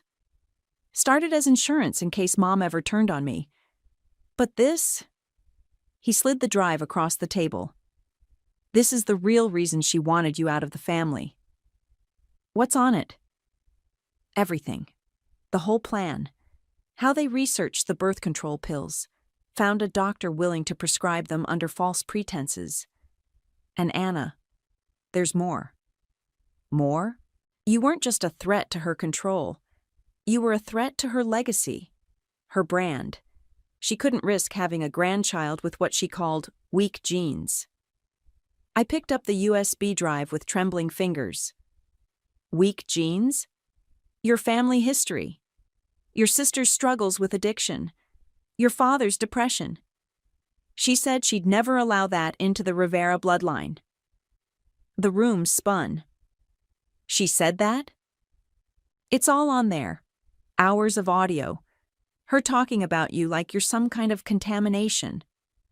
I clutched the drive like a lifeline. Xavier, why are you doing this? Because you don't know the half of it yet. And because, he finished his whiskey, because someone needs to stop her before she destroys another woman's life. My phone buzzed. A notification from the event planning app I'd forgotten I had. You've been registered as the surprise tribute speaker at the annual Children's Advocacy Gala. Event date, March 15th. Honoree, Livia Rivera. I showed Xavier the screen. His eyes widened. That's in 2 weeks. That's her biggest event of the year. All her sponsors, her publisher, everyone who matters will be there. I didn't register for this. No, Xavier said slowly. But I know who did. I plugged the USB drive into my laptop with shaking hands. Xavier sat beside me on Fatima's couch, both of us staring at the screen as files loaded. Start with the one labeled Family Meeting March 2022, Xavier said. That's when they first started planning. I clicked the file. Livia's voice filled the room, crystal clear. We have a problem. Anna's getting too comfortable, too entitled. She actually asked Caden about fertility treatments yesterday. Caden's voice. I handled it. Told her we should wait a few more months. A few months? Livia's tone was sharp. Caden, we can't keep stalling forever. What if she goes to a doctor on her own? She won't. She trusts me. Trust isn't enough. We need a permanent solution. Walter's voice, barely audible. Livia, maybe we should reconsider. Reconsider what? Letting her pollute our bloodline? Have you forgotten her family history? Her sister's drug problems? Her father's suicide attempt? I paused the recording. My father never attempted suicide. Keep listening, Xavier said grimly. Livia continued. I've done my research. Depression runs in her family. Addiction. Mental instability. I will not have those genes in my grandchildren. So what do you suggest? Caden asked. Dr. Martinez owes me a favor. He can prescribe birth control pills that look identical to prenatal vitamins. Anna will never know the difference. That's illegal, Mom. It's necessary and temporary. Once we've documented enough of her erratic behavior, we can push for a divorce, claim she's mentally unfit. My blood turned to ice. Erratic behavior? Xavier fast-forwarded to another file. This one's from last month. Livia's voice again. The Instagram posts are working perfectly. People are starting to question her stability. What Instagram posts? I asked. Xavier pulled out his phone and showed me. Fake accounts, all posting comments on my photos. Comments about how desperate I looked, how unhinged my captions seemed. She created a whole network of fake accounts, Xavier explained. Been building a narrative about your mental health for months. The recording continued. Phase 2 starts next week. I've arranged for several of my followers to share their concerns about Anna's behavior. Nothing actionable, just enough to plant seeds. And if she fights back? Caden asked. She won't. She's too weak, too dependent on your approval. But if she does... Livia's voice turned cold. I have contingency plans. I clicked on another file. This one was more recent. The lawyer confirmed the NDA is solid, Livia said. Even if she tries to speak out, we can destroy her financially. What about Xavier? Walter asked. He's been asking questions. Xavier knows better than to cross me. Don't you, dear? Xavier's voice on the recording. Of course, Mom. I looked at him. You were there for all of this? I had to be. If I wasn't in the room, I couldn't record it. His jaw was tight. Do you know how hard it was to sit there and listen to them plan your destruction? I opened the next file. Livia's voice was excited now. Dr. Martinez confirmed the hormones are working perfectly. Anna's cycle is completely regulated, but conception is impossible. She has no idea. What if she gets suspicious about the vitamins? Caden asked. She won't. I've been reinforcing the narrative that stress is affecting her fertility. She's so desperate to believe there's a simple solution. And the timeline? 6 more months of this, then we move to phase 3. I've already contacted a psychiatrist who specializes in fertility-related depression. Dr. Sarah Chen will evaluate Anna and recommend intensive therapy. I paused. Dr. Sarah Chen? One of Mom's golf buddies, Xavier said. She was going to have you declared mentally incompetent. The final file was labeled Contingency Plan. If Anna becomes a problem, Livia's voice was matter-of-fact, we have options. The fake social media accounts have established a pattern of instability. We have documentation of her erratic behavior. And if necessary, we can always claim she threatened us. Threatened us how? Caden asked. Leave that to me. I've handled difficult women before. The recording ended. The room was silent except for the hum of the laptop. There's more, Xavier said quietly. Financial records, payments to Dr. Martinez, receipts for the fake social media management company, text messages between Mom and her publicist about managing the Anna situation. I stared at the screen, overwhelmed. This is everything. It's enough to destroy her, Xavier said. But Anna, you need to understand what you're up against. She's not just going to roll over. When she realizes what you have, she'll come after me. With everything she's got. My phone buzzed. A text from an unknown number. Hi, Anna. This is Alexis Fuller from the Metro Daily. I've been hearing some interesting rumors about you and the Rivera family. Would love to chat. I showed Xavier the message. His face went pale. Alexis Fuller? She's the biggest gossip columnist in the city. If she's sniffing around, Livia's already making her move. What are you going to do? I looked at the USB drive, then at the gala invitation still open on my phone. March 15th, 2 weeks away. I'm going to give the performance of my life. I called Alexis Fuller back the next morning. Anna, thanks for reaching out. I have to ask, are the rumors true? Are you planning to crash Livia's gala? I let my voice crack slightly. I don't know what you mean. Come on, honey. Word is you're planning some kind of revenge plot. Something about fertility treatments gone wrong? I've been going through a really hard time. The divorce, the fertility issues. I'm not thinking clearly. So you're not denying it? I sniffled loudly. I love that family. I just wanted to be a mother. But they're saying I'm crazy, that I'm making things up. What kind of things? I shouldn't talk about this. My lawyer said not to. Anna, I'm here to help. Tell me your side of the story. I let out a shaky breath. They gave me the wrong medication. For months. I thought I was infertile, but it was birth control. Hidden in prenatal vitamin bottles. That's a serious accusation. I know how it sounds. I know I seem unstable. But I have proof. I have recordings, messages, everything. Recordings of what? Family meetings. Livia planning the whole thing. Talking about my weak genes and how she'd never let me have children. There was a pause. Anna, if this is true, why haven't you gone to the police? Because who's going to believe me? She's Livia Rivera. I'm just the crazy ex-daughter-in-law. Would you be willing to share these recordings? I don't know. I'm scared. They have lawyers, money, connections. What if they destroy me? Anna, the truth needs to come out. Maybe. But not like this. Not through gossip columns. If I'm going to tell my story, it needs to be the right way. The right time. I hung up and immediately called Xavier. It's done. She thinks I'm a basket case planning to make a scene at the gala. Good. That should buy us some time. Time for what? I've been thinking about your speech. You can't just get up there and start talking.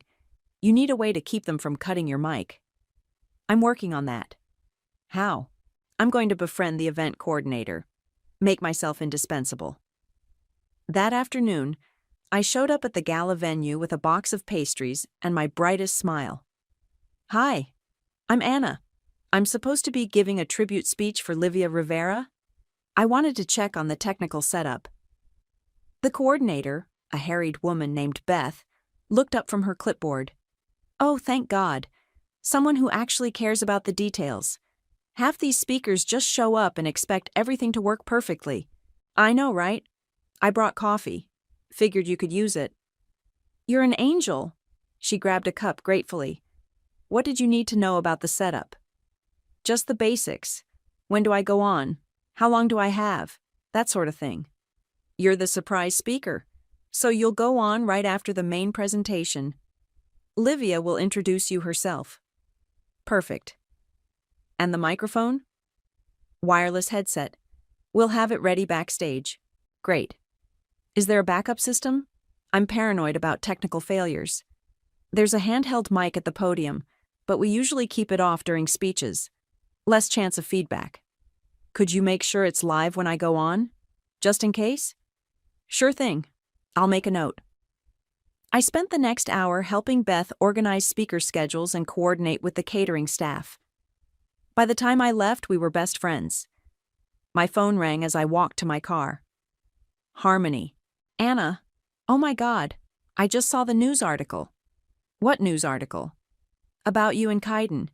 It says you're having a mental breakdown, that you're making up stories about his family. Where did you see this? It's everywhere. Facebook, Twitter, the Metro Daily website. Anna, what's going on? I hadn't talked to my sister in 2 years. Not since our fight about Dad's funeral arrangements. Harmony, I need to see you. Can you meet me somewhere? Of course. Are you okay? No, I'm really not. We met at a coffee shop near her apartment. Harmony looked exactly the same. Wild curly hair, paint-stained fingers, worried eyes. Start from the beginning, she said. I told her everything. The vitamins, the recordings, the plan for the gala. She listened without interrupting, her expression growing darker with each detail. Those sick bastards, she finally said. Anna, I'm so sorry. I should have been there for you. You couldn't have known. I should have tried harder. After Dad died, I was so angry about the funeral thing, but that was stupid. You're my sister. I missed you too. What can I do to help? I need you to be my backup plan. If something goes wrong at the gala, if they try to stop me or discredit me, I need someone who can get the story out. Consider it done. That evening, Caden showed up at Fatima's apartment. I watched him through the window, pacing on the front porch. "Don't answer it," Fatima said. "I have to. If I don't, he'll just keep coming back." I opened the door. Caden looked terrible, unshaven, red-eyed, desperate. "Anna, please. We need to talk. We have nothing to talk about. The gala. I know what you're planning." "Do you? Please don't do this. You'll ruin everything. My career, my family, my mother's life's work. Your mother's life's work is built on lies. She's not perfect, but she's helped thousands of families. Don't destroy that because you're angry." "I'm not angry, Caden. I'm done." "You'll ruin everything," he repeated.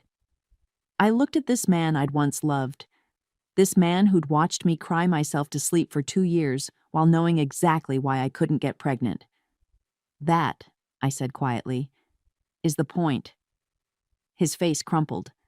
"Anna, please. I'm begging you. You should have thought of that before you poisoned me." I closed the door and locked it. Through the window, I watched him stand there for a long moment before finally walking away. 2 days until the gala. The cease and desist letter arrived by courier at 6 a.m. Legal notice to Ana Rivera.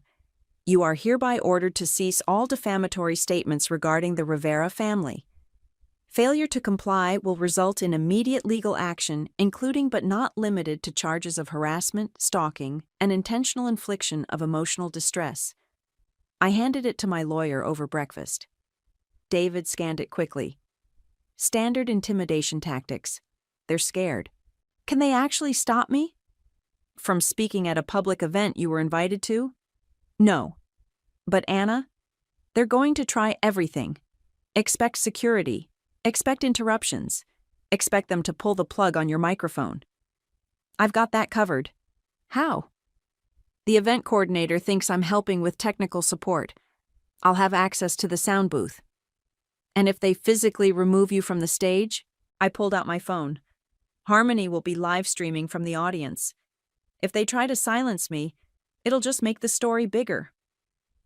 That afternoon, I met with Beth at the venue for the final walkthrough. "Anna, you're a lifesaver," she said, checking items off her list. "Most tribute speakers just show up and wing it. You actually care about the details. I want everything to be perfect for Livia. She deserves a memorable evening. She's lucky to have you, especially after all the nasty rumors flying around." "Rumors?" "Oh, social media nonsense. Some people are saying you're planning to cause a scene. Ridiculous, right? Completely ridiculous. Why would I want to embarrass myself like that?" "Exactly. Now, let's go over the timing one more time." We walked through the entire sequence. Livia's opening remarks, the video tribute, the award presentation, then my speech. "You'll have exactly 10 minutes, Beth said. The teleprompter will be loaded with your speech, and I'll have the backup microphone ready, just like you asked." "Perfect. And the projection screen? It'll stay up during your speech in case you want to show any photos or videos." "That would be wonderful." That evening, Xavier called. "Anna, I need to warn you. Mom's hired private security for tomorrow night. Ex-cops, the works. To do what? To watch you. And if you step out of line, to remove you quietly. Define out of line. Anything that damages her reputation. They have instructions to cut your mic and escort you out if you deviate from your approved speech." "What approved speech?" "The one she thinks you're giving. The glowing tribute to her parenting expertise." I laughed. "She really thinks I'm going to stand up there and praise her? She thinks you're broken. Defeated. She thinks the legal threats and social media campaign worked. Good. Let her think that." "Anna, these aren't mall cops. These are serious people. If they decide you're a threat..." "I'll be fine. I have a plan." "What plan?" "The less you know, the better. But Xavier, thank you for everything. I know this wasn't easy. She destroyed my family long before she destroyed yours. It's time someone stopped her. The night before the gala, I couldn't sleep. I sat at Fatima's kitchen table, going over my speech one more time. "You sure about this?" Fatima asked, joining me with 2 cups of tea. "No, but I'm doing it anyway. What if it backfires? What if people don't believe you? Then at least I'll have tried. At least I'll have told the truth. And if they do believe you? Then Livia's empire crumbles. Her book deals, her speaking engagements, her blog, all of it, gone. That's a lot of power." It's not power. It's justice. My phone buzzed. A text from an unknown number. "Last chance. Drop this nonsense and we can all move on. Continue, and you'll regret it for the rest of your life." I showed Fatima the message. "Livia?" "Has to be." I typed back. "See you tomorrow night." The response came immediately. "You have no idea what you're up against." I stared at the message, then deleted the entire thread. "Fatima, if something happens to me tomorrow, nothing's going to happen to you. But if it does, make sure Harmony gets the USB drive. Make sure the story gets out. Anna, you're scaring me. I'm scaring myself, but I can't stop now. Too many women have been hurt by this family. Too many lives destroyed." I went to the bathroom and looked at myself in the mirror. The woman staring back looked tired, older, but determined. This wasn't the naive girl who'd married Caden 3 years ago. This wasn't the broken woman who'd cried over negative pregnancy tests. This was someone new, someone harder. "Tomorrow, I kill a queen," I whispered to my reflection. My phone rang. "Harmony. Anna, I'm in position. Front row, center. Phone fully charged. Backup battery ready. Whatever happens tomorrow, I've got you covered. Thank you. Are you ready for this?" I looked at the USB drive sitting on the bathroom counter. 2 years of my life stolen. 2 years of lies, manipulation, and systematic destruction. I've been ready for 2 years. I just didn't know it yet. "Anna?" "Yeah." "Give them hell." I hung up and went to bed. Tomorrow, everything would change. For all of us. The ballroom was packed. 500 of the city's most influential people, all here to celebrate Livia Rivera's lifetime achievement in child advocacy. I stood backstage, watching through the curtain as Livia glowed under the spotlight. She wore a stunning silver gown, her smile radiant as she accepted congratulations from the mayor, the police chief, 3 city council members. "Anna, you're on in 5 minutes, Beth whispered, adjusting my wireless headset. "Remember, 10 minutes max." "Got it." I spotted Harmony in the front row, phone discreetly positioned. Xavier sat 3 tables back, looking pale but determined. Caden was at the head table, fidgeting with his tie. "Ladies and gentlemen," Livia's voice rang out, "tonight has been truly magical. But before we close, I have a very special surprise. Someone who knows me better than most, who has seen firsthand the love and dedication I bring to every family I touch." The audience murmured with interest. "Please welcome my beloved daughter-in-law, Ana Rivera, who will be sharing some personal reflections on our family's journey together." Applause filled the room. I walked onto the stage, my heart hammering but my steps steady. Livia embraced me, whispering in my ear, "Make it good, dear. Everyone's watching." I took the podium, looking out at the sea of faces. The projection screen behind me displayed a photo of Livia with her arms around me at last year's Christmas dinner. We looked so happy. Thank you, Livia, and thank you all for being here tonight to honor this remarkable woman. More applause. I smiled warmly. When I married into the Rivera family 3 years ago, I thought I knew what family meant. I thought I understood love, support, and the bonds that tie us together. Nods from the audience. Livia beamed beside the stage. Livia welcomed me with open arms. She shared her wisdom, her experience, her deep knowledge of what it takes to nurture and protect the people we love. I clicked the remote in my hand. The photo behind me changed to a screenshot of text messages. She taught me so much about family planning. The audience began to murmur as they read the messages on screen. Did you switch out her vitamins yet? The pink ones are working perfectly. Anna, what are you doing? Livia's voice carried from the side of the stage. I clicked again. More messages appeared. She has no idea. Poor thing actually thinks something's wrong with her. For 2 years I struggled with infertility. 2 years of heartbreak, of feeling broken, of wondering what was wrong with me. The murmuring grew louder. I saw security guards moving toward the stage, but Livia was always there with advice. Take your vitamins, dear. Stay positive. These things happen when they're meant to happen. Click. A photo of prenatal vitamins next to birth control pills. Turns out, she was right. These things do happen when they're meant to happen, and Livia meant for me to never get pregnant.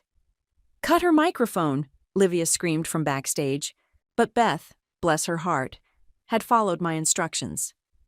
The backup mic was live, and I'd disabled the wireless system from the sound booth earlier. The vitamins I took every morning for 2 years weren't prenatal vitamins. They were birth control pills, prescribed by Dr. Martinez at Livia's request. Gasps echoed through the ballroom. People were standing, phones out, recording everything. Click. Audio began playing through the sound system. Livia's voice, crystal clear.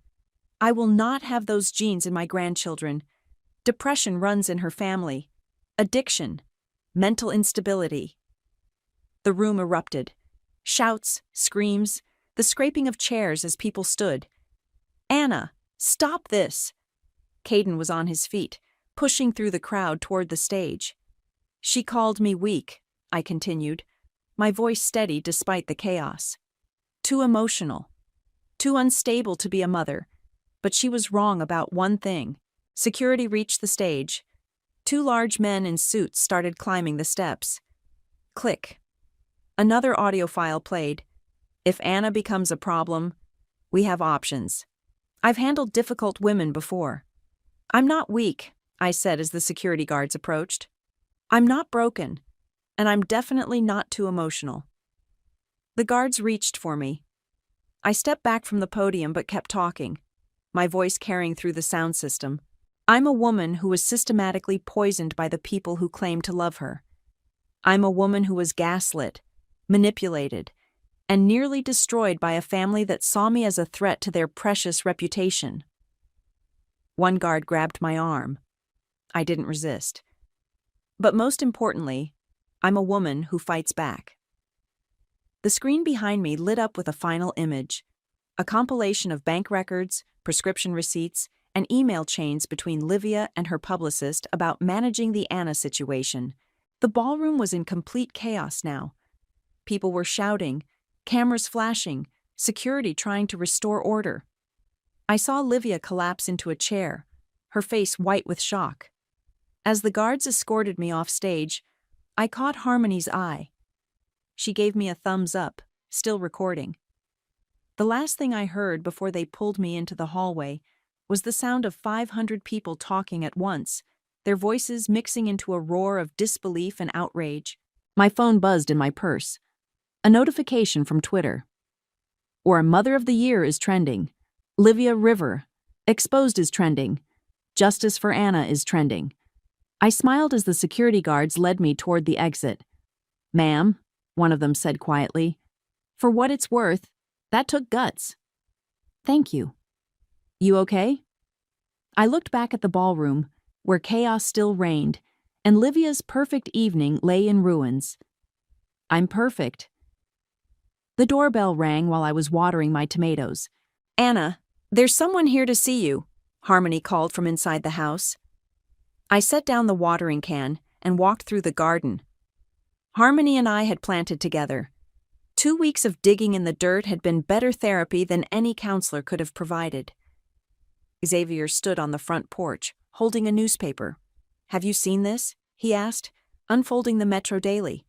The headline read, Rivera Empire crumbles, sponsors flee, book deal canceled. I saw it this morning, I said. How's she taking it? About as well as you'd expect. She's holed up in the house, won't take calls. Dad's trying to salvage what he can of their finances. And Caden? Fired. His law firm couldn't handle the scandal. He's staying with friends, last I heard. I sat down on the porch swing. Do you feel bad for them? Xavier considered this. For Dad, maybe. He was always just along for the ride. But Mom and Caden? He shook his head. They made their choices. What about you? Are you okay? I'm free, he said simply. For the first time in my life, I'm actually free. My phone buzzed. A text from an unknown number. This is Rebecca Martinez from Sunrise Publishing.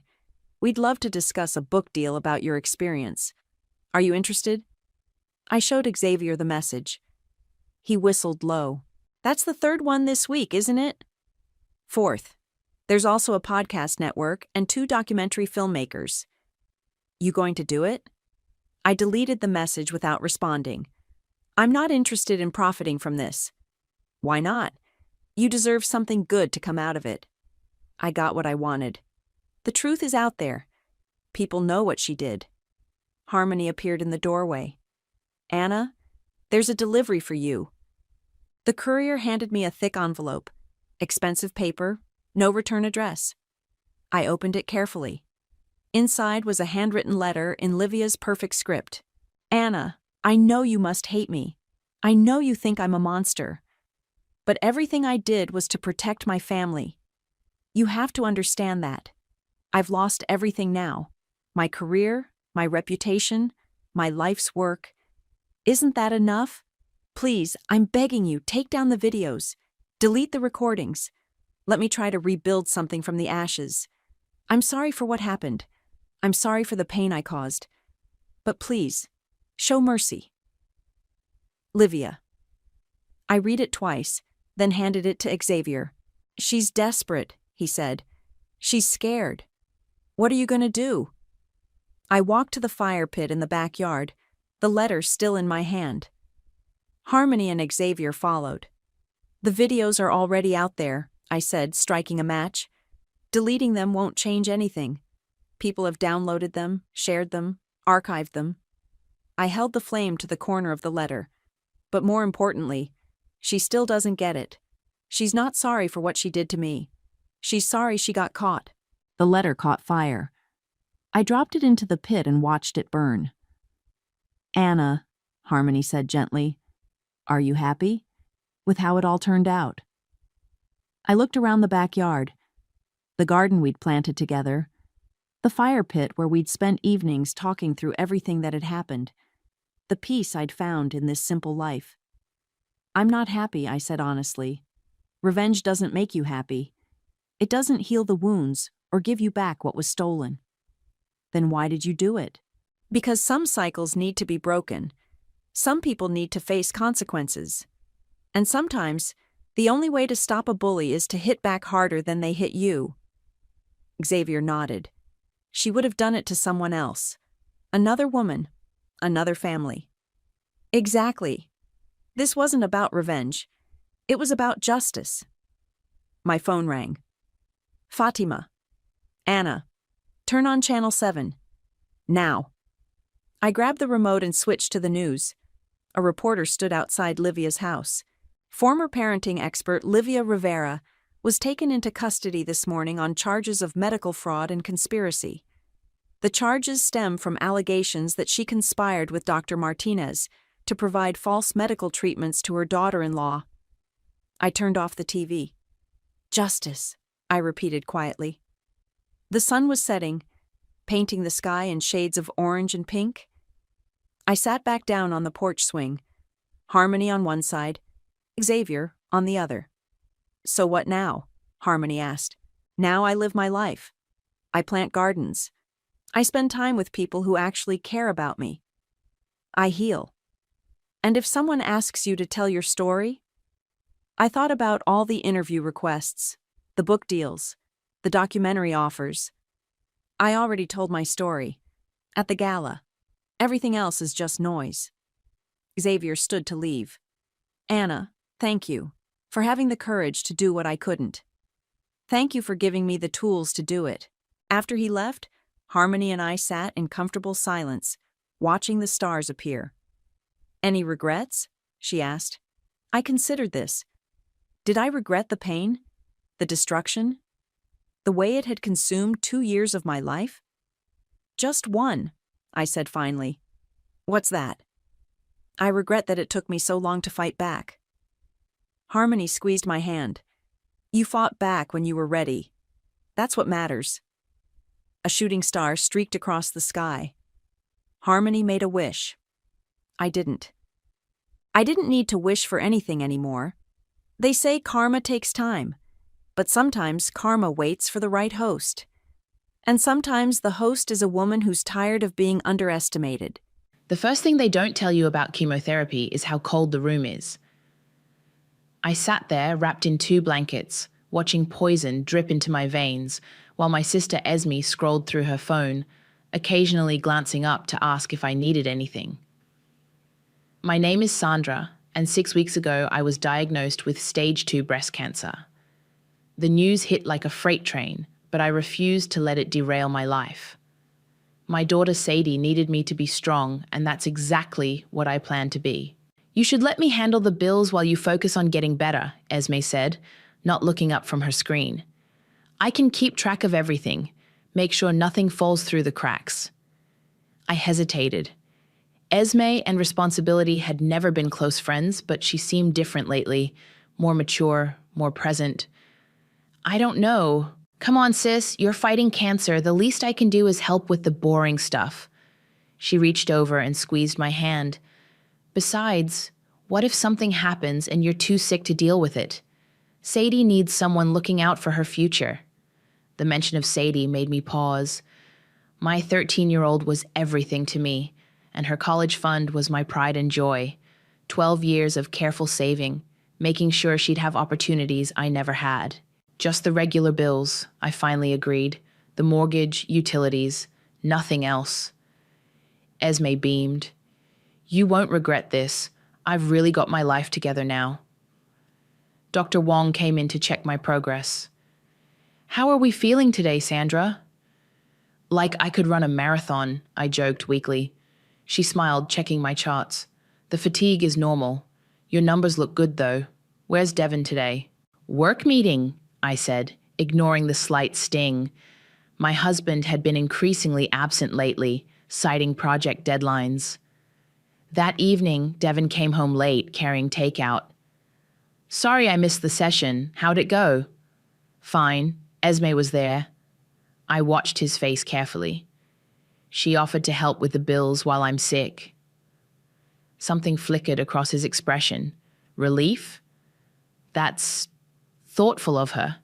Might be good to have the help. 3 weeks later, I woke up early, nauseous from the previous day's treatment. Unable to sleep, I decided to check our accounts online, something I hadn't done since giving Esme limited access. The screen loaded. I blinked, thinking the chemo was affecting my vision. The numbers couldn't be right. I refreshed the page.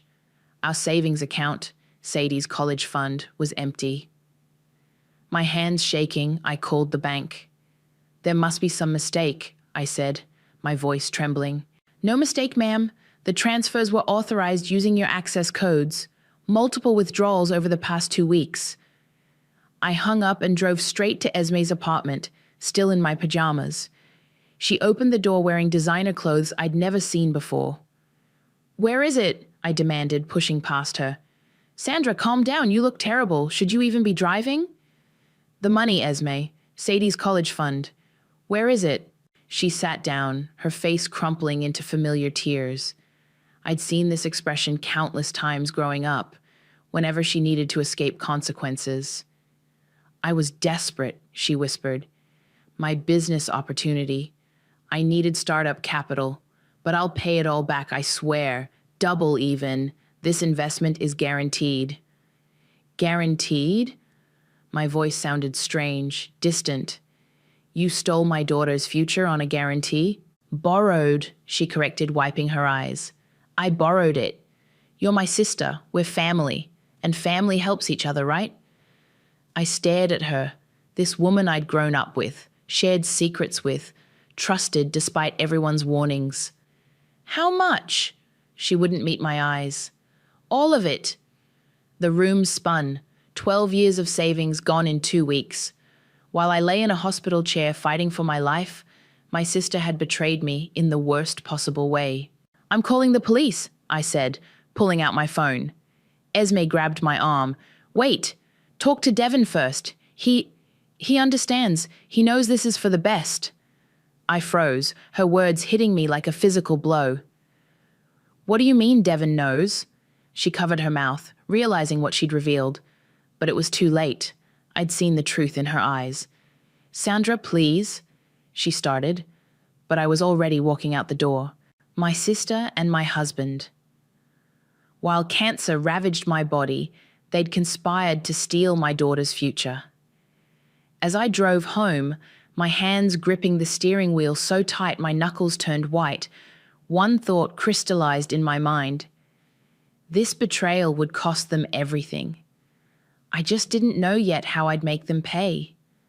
I found Devon in his home office, typing away like it was any other morning, like he hadn't helped steal our daughter's future. Did you know? My voice was steady, calmer than I felt. He didn't turn around. About what? Just don't. Esme told me you knew about the money. His typing stopped. When he finally faced me, his expression wasn't guilty or apologetic. It was annoyed. You're making this bigger than it needs to be. Bigger than it needs to be? I gripped the doorframe to stay upright. That money was for Sadie's education, and we can always save more, he said, as if explaining something simple to a child. Esme needed it now. She has a real opportunity with this business venture. What business venture? Import-export. Her boyfriend Chaz has connections overseas. It's practically guaranteed returns. I laughed, a hollow sound that scared even me. You let my sister and her latest loser boyfriend steal our daughter's college fund for an import-export scheme? She's family, Sandra. He stood up, running his hands through his hair. You're being dramatic. You're emotional because of the treatments, but don't you dare blame this on the cancer. I stepped closer, forcing him to look at me. Did you help her set up the transfers?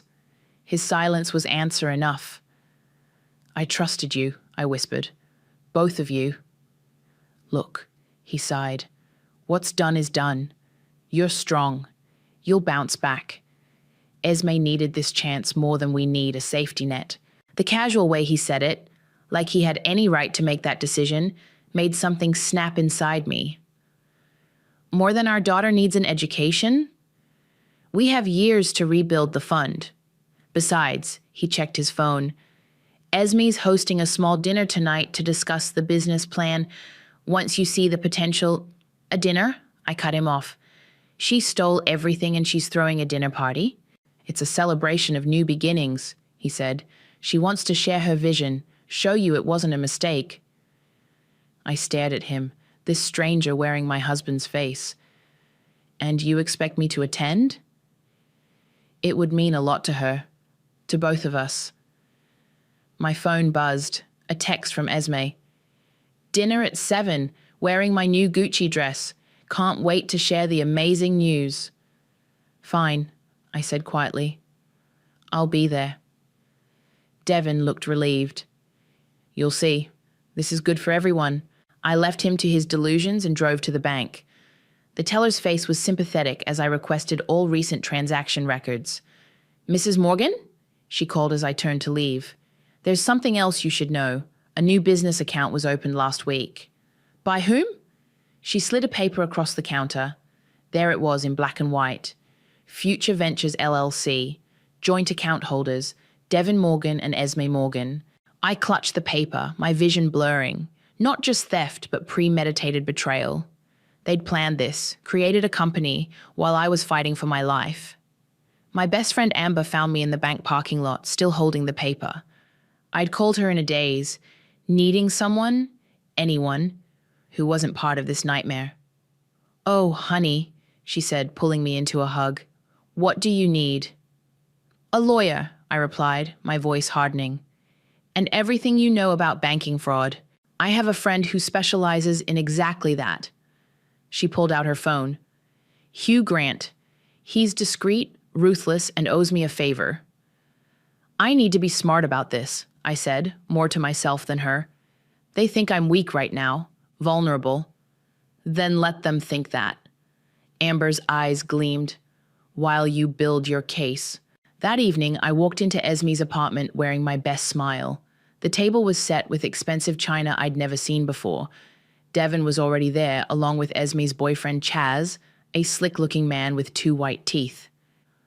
Sandra, Esme hugged me, reeking of expensive perfume. I'm so glad you came. Wait until you hear about our plans. I hugged her back, noting the price tags she'd forgotten to remove from her new outfit. My money, Sadie's money, on full display. I wouldn't miss it, I said, accepting a glass of champagne. Tell me everything. As they launched into their grand vision of international commerce, I smiled and nodded, playing the supportive sister, the understanding wife. But inside, I was already at war.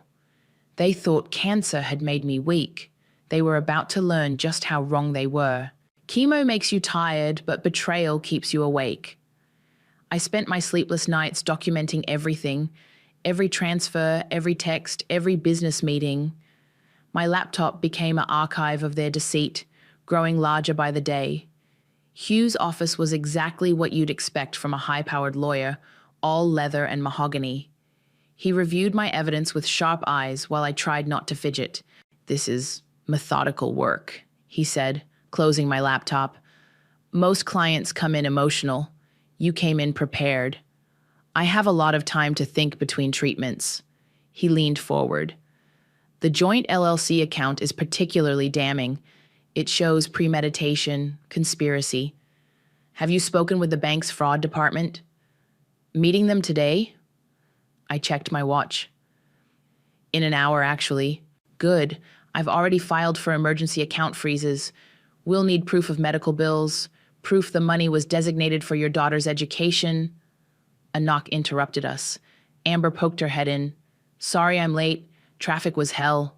She sat beside me, squeezing my hand. Did you tell him about the car? Hugh raised an eyebrow. What car? I pulled out my phone, showing him the registration document I'd found in Devon's email. They bought a Mercedes last week, registered in Devon's name, but Esme drives it. Using your daughter's college fund? Hugh's pen scratched across his notepad. Perfect. More evidence of personal gain through fraudulent means. The bank's fraud investigator, Lane, was younger than I expected, sharp-eyed and determined. She spread documents across her desk as I recounted everything. Classic affinity fraud, she said, using family ties to gain trust, then exploiting it. But they got sloppy. These transfers... She pointed to a series of transactions. They didn't even try to hide them. They didn't think they needed to, I said quietly. They assumed I was too sick to notice. Their arrogance works in our favor. We can trace every dollar. She pulled out more papers. They've been spending lavishly. Designer clothes, luxury cars, expensive restaurants, all traceable, all documented. My phone buzzed. A text from Sadie. Mom, when can we look at colleges? Jessica's already touring campuses. My heart clenched. Lane must have noticed my expression. Your daughter doesn't know? I shook my head. She just knows we're adjusting the timeline. I can't tell her her own father. We'll get it back, Lane assured me. Every penny. That evening, I found Sadie at her desk, surrounded by college brochures. She looked up as I entered, her face bright with excitement. MIT has this amazing engineering program, she said, pointing to a glossy page, and their robotics lab is incredible. I sat on her bed, fighting to keep my voice steady. Honey, about college. I know. We have to wait and see how your treatment goes. She turned back to the brochures. But it doesn't hurt to look, right? I watched her pore over the pages. planning her future while her father and aunt dismantled it piece by piece. My phone buzzed again. Esme sending pictures of her and Chaz at some upscale restaurant. Having the most amazing dinner. Business is booming. I excused myself to the bathroom and threw up, though whether from the chemo or the rage, I couldn't tell. Later that night, I met Amber at our usual coffee shop. She slid a file across the table. My friend at the dealership came through, she said. Full documentation of the car purchase. Devin used your power of attorney to access the college fund directly. I flipped through the papers, stopping at a familiar signature. He forged my name. Add it to the pile. Amber stirred her coffee. Hugh says we're almost ready. The court date is set for next month. They're planning something big before then, I said. Esme keeps hinting at some celebration dinner. Something about expanding the business. More like running with what's left of the money. Amber's eyes narrowed. You think they're planning to skip town? I showed her Esme's latest social media posts, all about international travel and exciting new horizons. Not if I can help it. I pulled out my own file.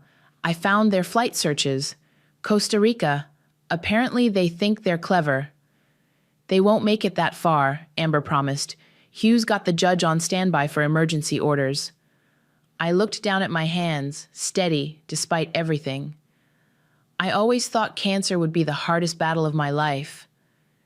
Cancer's just a disease, Amber said softly. This is personal. My phone lit up with another text from Esme. Big announcement dinner next week. Wear something fancy. I smiled, but there was no warmth in it.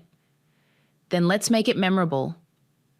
The invitation arrived on thick cream cardstock, gold lettering announcing a celebration of success at one of the city's most expensive restaurants. Esme's handwriting sprawled across the bottom. Can't wait to share our amazing news. Wear that blue dress you love.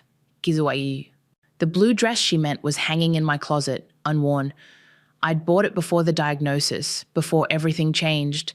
Now it hung loose in places where chemo had eaten away at my body. You don't have to go, Amber said, watching me adjust the dress in the mirror. Yes, I do. I smoothed the fabric. They need to think everything's normal.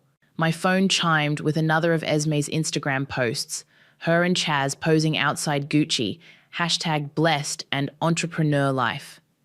The comments were full of congratulations from people who had no idea they were celebrating stolen money. Devin came home early that day, whistling as he changed for the dinner. You look nice, he said, like nothing was wrong, like he hadn't destroyed our family. Thanks. I watched him pick out a new tie, another purchase I hadn't known about. Esme's been posting a lot about Costa Rica lately. Has she? His hands fumbled slightly with the tie. Must be trending or something. Must be. My phone rang. Hugh. I stepped into the bathroom to answer. It's done, he said without preamble. Judge signed the orders. We can freeze everything the moment you give the word. The dinner's tomorrow night? Perfect timing. Lane has the documentation ready. Just say when. I ended the call and found Devin watching me. Everything okay? Fine, just checking on my test results. He nodded, already losing interest. Ready to go? We should pick up flowers for Esme. The restaurant was exactly as pretentious as I expected. Esme held court at a private table, Chaz at her side, both gleaming with the artificial shine of new money, my money. Sandra! She air-kissed my cheek. You came, and you wore the dress. Wouldn't miss it? I handed her the flowers. Congratulations on everything. More guests arrived, mostly Esme's new business friends, who looked as genuine as cubic zirconia. They fawned over her stories of entrepreneurial success while sipping $100 wines. It's all about seizing opportunities, Esme announced to the table, taking risks, following your dreams, and having support, Chaz added, squeezing her hand. Family that believes in you. I caught Devin nodding along, proud as if he'd done something noble. My phone buzzed, A text from Lane. Everything's in place, all accounts tracked, ready when you are. Esme clinked her glass, standing for a toast. I have amazing news. Thanks to our incredible success, Chaz and I are expanding internationally. We're opening an office in Costa Rica. The table erupted in applause. I clapped too, watching Devin's face. He wasn't surprised. Of course he wasn't. He'd helped plan this. We leave next month, Chaz announced. A new chapter in paradise. My phone buzzed again. Hugh this time. Judge confirmed. One word from you and their accounts freeze. All of them. I excused myself to the bathroom, finding Amber waiting there as planned. They're running, I said, checking the stalls to ensure we were alone. Costa Rica next month. Not anymore. Amber's eyes were hard. Hugh says the second those accounts freeze, their passports get flagged. They really think they'll get away with it. That's the beauty of it. Amber squeezed my shoulder. Their arrogance makes them sloppy. Every post, every purchase, every transfer, it's all evidence. Back at the table, Esme was glowing, describing their beachfront office plans. Devin kept glancing at his phone, probably checking flight details. A toast, Chaz called out, raising his glass. To new beginnings. I raised my water glass, smiling as they all drank. My phone lit up with another Instagram notification, Esme posting a photo of us all, captioned, Family is everything. Sir blessed calm new chapter, Costa Rica bound. Sandra. Esme turned to me, eyes shining with false sincerity. I know things have been tough with your treatment, but I hope you know everything I do for family. I thought of Sadie at home, still believing in her future, still trusting her father. I thought of all the nights I'd spent sick from chemo while they planned their escape with my daughter's money. Of course, I said softly. Family is everything. Tomorrow, they'd learn exactly what that meant, but tonight, I'd let them celebrate. Let them think they'd won. After all, the best revenge is served at room temperature, with a side of justice. Hugh's office buzzed with quiet intensity as Lane spread documents across the conference table. Each paper represented another betrayal, another piece of evidence against my sister and husband. 12 separate accounts, Lane said, pointing to a diagram. All linked, all funded with your money. They got creative with the transfers, I'll give them that. But not creative enough, Hugh added, signing court orders. The freeze hits at 7 p.m. tomorrow during their farewell dinner. Every account, every card, everything. My hands shook slightly as I signed the final papers. And their passports? Flagged. Lane checked her tablet. Border Control's been notified. The second they try to leave the country, they'll be detained. Amber arrived with coffee and more files. You need to see this, she said, pulling up emails on her phone. Devin's been talking to a divorce lawyer. My stomach dropped. What? He's building a case, she continued, her voice tight with anger. Claiming your illness has made you mentally unstable. He's after custody of Sadie. The room spun. I gripped the table, willing myself not to be sick. When? He has an appointment next week after their planned departure date. Amber's face softened. He was going to leave you sick and alone, then take Sadie. Hugh's pen scratched sharply across paper. This changes things. We need to move faster. He turned to Lane. Can we push up the timeline? The accounts are ready, she confirmed. We can freeze them tonight if needed. No, I said, straightening up. Let them have their dinner. Let them think they've won. I want to see their faces when it all falls apart. My phone chimed. Esme sending party details for tomorrow night. Wearing my new Prada. Bring Sadie. She should be part of the celebration. She wants Sadie there? Amber's voice dripped with disgust. Of course she does. I showed them Devin's responding text. Perfect timing. Everything's ready. They were going to take her tomorrow night, Lane realized, right after the dinner. Well, Hugh said, straightening his tie, they're in for quite a surprise instead. I drove home in a daze, my mind racing. In the driveway, I found Sadie sitting on the porch steps. "Mom?" Her voice was small. "Is it true we can't afford college anymore?" My heart stopped. "Who told you that?" "I overheard Dad on the phone. He said something about funds being temporarily relocated." She looked up at me, eyes wide. "But it's coming back, right?" I sat beside her, pulling her close. "Listen to me. Your future is secure. I promise you that. No matter what happens tomorrow, remember that I will always protect you." "What's happening tomorrow?" "A dinner. Your aunt's celebrating her new business. The one Dad helped with?" She picked at her shoelaces. "He seems really excited about Costa Rica." I froze. "What about Costa Rica?" "He's been looking at schools there, international schools." She shrugged. I thought maybe we were moving. The pieces clicked into place. Not just stealing the money, not just planning divorce. They were going to take my daughter to another country. While I was sick, while I was vulnerable. My phone buzzed again, Devin. Picking up Sadie's passport from expedited processing. Everything's set for tomorrow. I held Sadie tighter, my resolve hardening. "How about you sleep at Aunt Amber's tonight? She's making those cookies you love." "Really? On a school night?" "Really. I'll pick you up tomorrow before the dinner." After dropping her off, I met Lane at a coffee shop. She had more papers, more evidence of their plans. "Private school applications," she said, sliding them across the table. "Residence permits. They've been planning this for months." "While I was in chemotherapy," I said, my voice hollow. "While I was fighting for my life, they were planning to steal my daughters. But we caught them." Lane's eyes were fierce. "We have everything. The money trail, the fraudulent transfers, the forged documents, and now attempted parental kidnapping." My phone lit up with messages from both of them. "Esme, can't wait for tomorrow. Family means everything." "Devin, make sure Sadie dresses up. It's a special night."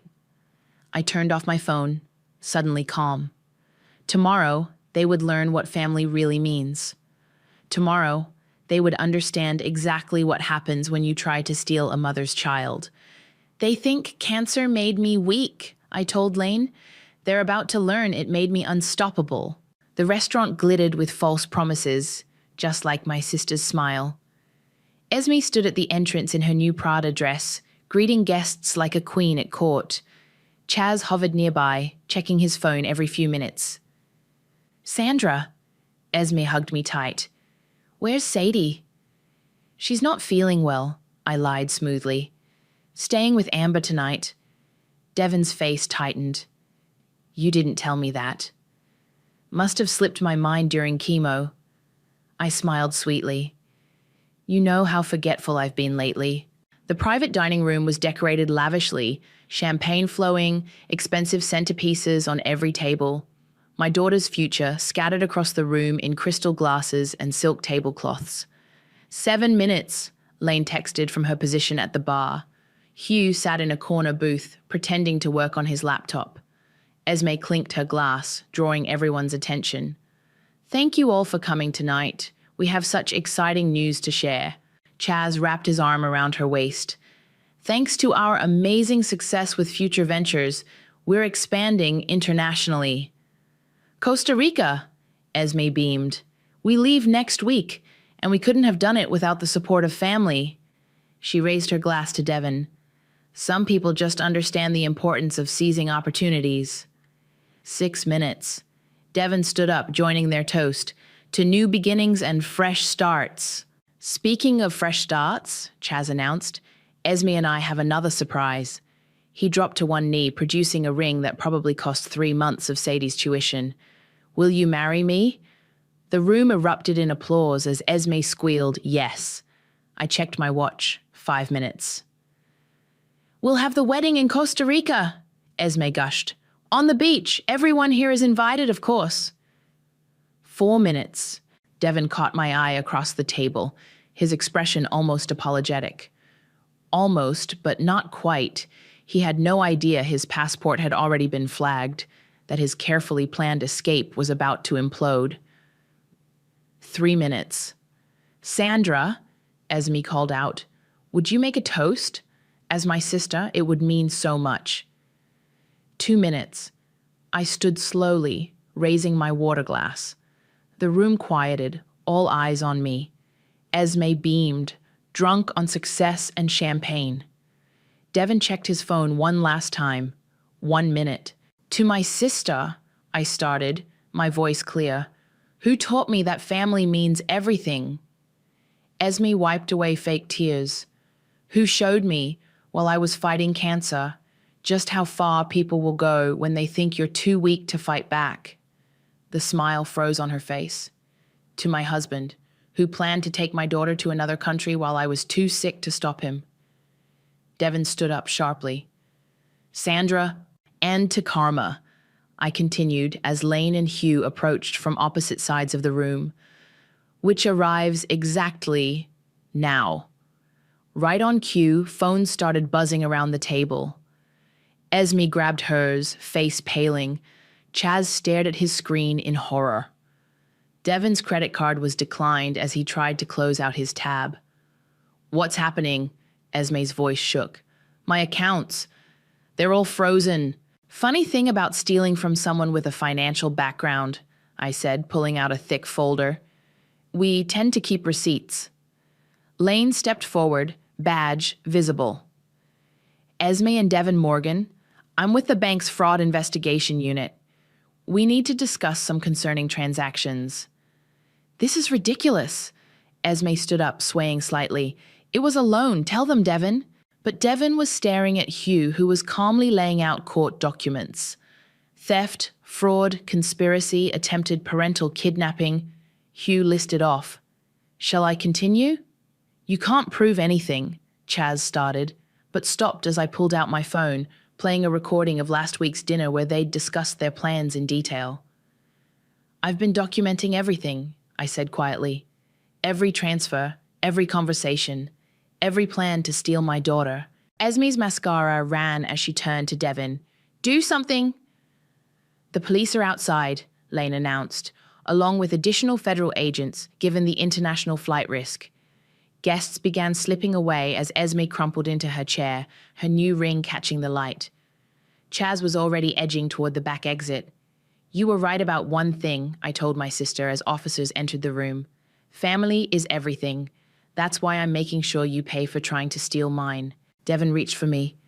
Sandra, please, we can explain. Save it for the judge. I stepped back as Lane began reading their rights. Oh, and Esme? That Prada dress you're wearing? I want it back. It was bought with my daughter's college fund. I walked out of the restaurant into the cool night air, leaving behind the sound of handcuffs clicking shut. My phone buzzed. A text from Amber. Sadie's safe. She's asking about MIT again. I smiled, finally feeling truly strong for the first time since my diagnosis. Cancer couldn't break me, and neither could they. The police station hummed with late-night activity as Lane led me through the interview process. Behind the two-way mirror, I could hear Esme wailing about family loyalty while Devin demanded his lawyer. We found the passports, Lane said, spreading photos across the table. Sadie's was hidden in Devin's office safe. Expedited processing, departure scheduled for tomorrow night. My hands shook as I picked up my daughter's passport. They really were going to take her. But they didn't. Lane squeezed my shoulder. We've frozen every account, including 3 we didn't know about before tonight. The total amount stolen. She slid over a document. I stared at the number. That's more than Sadie's college fund. They took everything they could access, savings, retirement, even your medical fund. A commotion outside drew our attention. Chaz was being led in handcuffs, his perfect white teeth gritted in fury. Found him at the airport, an officer reported, trying to board a flight to Panama with $50,000 in cash. My money? I asked Lane. She nodded.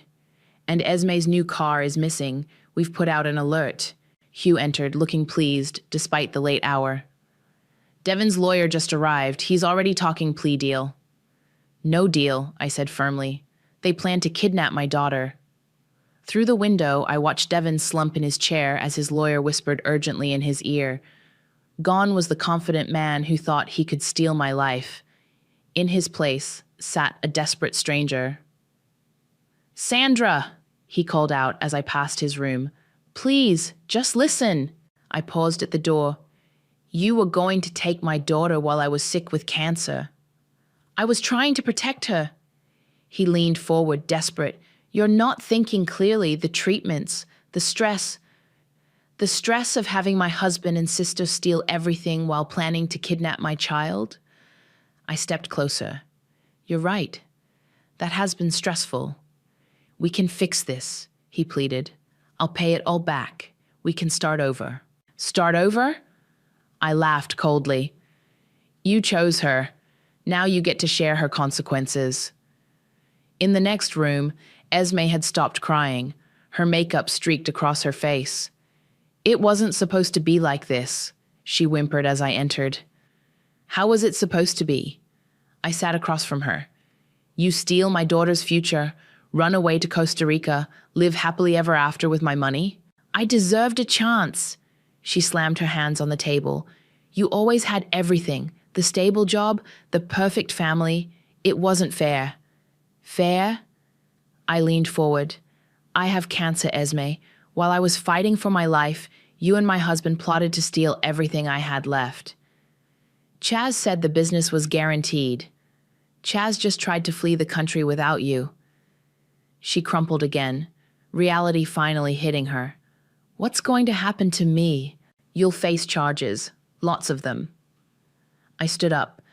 "And every time you think about betraying someone else, you'll remember this moment." Dawn was breaking as I left the station. Hugh walked me to my car, reviewing next steps. "The court date is set for next week," he said. "With the evidence we have, plus their attempted flight, they're looking at serious time." "And the money?" "We've recovered most of it. The rest..." He smiled slightly. "Let's just say Chaz's attempt to flee with cash makes our asset recovery much easier." My phone buzzed. Amber sending a photo of Sadie asleep surrounded by college brochures. Safe, protected, her future secured again. "There's something else," Hugh added hesitantly. "We found divorce papers in Devon's email. He was planning to file next week, citing your mental instability from cancer treatments as grounds for full custody." I absorbed this final betrayal with strange calm. "Add it to the charges." "Already done." He handed me a folder. "These are your new custody papers. Given the circumstances, I don't think he'll contest them." The morning sun hit my face as I drove home, warming away the night's chill. In my rearview mirror, I caught a glimpse of myself. Tired, worn from treatment, but undefeated. My phone rang, Dr. Wong calling about my latest results. "Your numbers are improving," she said warmly. "The treatment's working." I thought of Esme and Devon in their cells, of Chaz in handcuffs, of all their careful plans destroyed by their own greed. "Yes," I replied, smiling for the first time in what felt like years. "The treatment is working perfectly." When I got home, I found Sadie awake, making breakfast. "Mom!" She hugged me tight. "Where were you? Is everything okay?" I held her close, breathing in the scent of her shampoo. "Everything's going to be fine now. How about we look at those college brochures together?" Her face lit up. "Really? You mean it?" "Really." I poured us both coffee. "Let's talk about your future." The courthouse steps felt warmer under the autumn sun as I waited for Hugh to finish filing the final paperwork. My phone buzzed with news alerts. Local business couple sentenced in major fraud case, but I didn't need to read them. I'd watched it happen in person. Devon hadn't looked at me during the sentencing. Esme had sobbed, mascara running again, begging for leniency. The judge had been unmoved by their performances. 7 years, Hugh said, joining me on the steps. No chance of early release given the attempted kidnapping charges. And Chaz? 10 years for his role, plus additional charges for attempting to flee. He handed me a thick envelope. The last of the recovered funds, minus legal fees. Your daughter's college fund is fully restored. My phone chimed, Dr. Wong confirming my final treatment session. The cancer was in remission, retreating as surely as my ex-husband's confidence had in court. "Mom!" Sadie called, running up the steps with Amber. "Did you see? I got the early acceptance letter." I hugged her tight, the MIT admission letter crumpling between us. "Of course you did. You're brilliant." "We should celebrate," Amber suggested. "I know a great place for lunch." We ended up at the same restaurant where everything had fallen apart that night. It felt different in daylight, smaller, less imposing. The maitre recognized me, his eyes widening slightly. "Your usual table is available," he said quickly. "Complimentary champagne?" "Water's fine," I replied, catching his nervous glance. The restaurant's reputation had taken a hit after the arrests made headlines. As we settled in, Sadie pulled out her phone. "Look what Aunt Esme posted from prison." I hadn't blocked her social media access. I wanted her to see the consequences of her actions. Her latest post was a blur of self-pity. "Family is complicated. Learning hard lessons. Chuck prison life, chuck a reflection." "She still doesn't get it," Amber muttered. "No," I agreed. "She never will." Sadie put her phone away, focusing on the college brochure she'd brought. MIT has this amazing robotics program, and their financial aid office already confirmed my scholarship. I watched her plan her future, free from the shadows of betrayal she'd never fully known about. The waiter brought our food, and I realized I was actually hungry, the first time since diagnosis that food smelled appealing. "The treatment worked," I told them, picking up my fork. "Dr. Wong confirmed it this morning. Complete remission." Amber's eyes filled with tears. Sadie grabbed my hand. "Really? You're sure?" "Really." I squeezed her hand back. "I'm not going anywhere." "Except to help me move into my dorm," Sadie added quickly. "Except that." My phone buzzed. Lane sending updates. They'd finally found Esme's Mercedes, abandoned at the Canadian border. The last piece of evidence collected, the final loose end tied. "You know what's weird?" Sadie said, picking at her salad. "Dad hasn't tried to contact me since everything." "He's not allowed to," I reminded her gently. "The restraining order." "I know." She straightened her shoulders. "And I'm glad. What they tried to do, I wouldn't have forgiven them either." The sun streamed through the windows, catching the edge of my water glass.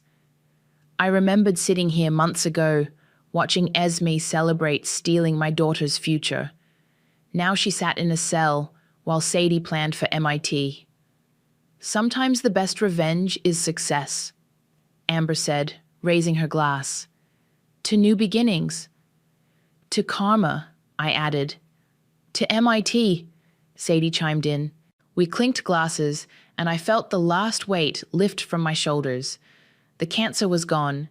The betrayers were gone. All that remained was possibility. Outside, autumn leaves scattered across the courthouse steps where justice had finally been served. My phone had stopped buzzing with drama and crisis, now filled instead with college preparation checklists and dormitory requirements. "Ready to go home?" I asked Sadie. She gathered her brochures, eyes bright with future plans. "Actually, can we stop by the bookstore? I want to get a head start on calculus." I laughed, a real laugh, full and free. "Of course we can." As we walked to the car, I caught my reflection in a store window. I looked different, stronger, not just from beating cancer, but from surviving betrayal, from protecting what mattered most. "Mom!" Sadie called from ahead. "You coming?" I joined her, leaving the courthouse and its ghosts behind. They had tried to steal my daughter's future, thinking cancer made me weak. Instead, they learned what every mother knows. Nothing makes you stronger than fighting for your child. "Let's go get that calculus book," I said, stepping into the sunlight. "The future's waiting." The textile mill has its own heartbeat after sunset. I rest my palm against a warm machine, feeling the steady thrum beneath my skin as the last workers filter out. The sharp, electric scent of hot cotton fills my lungs, a smell that means home more than the sprawling house up on the hill ever has.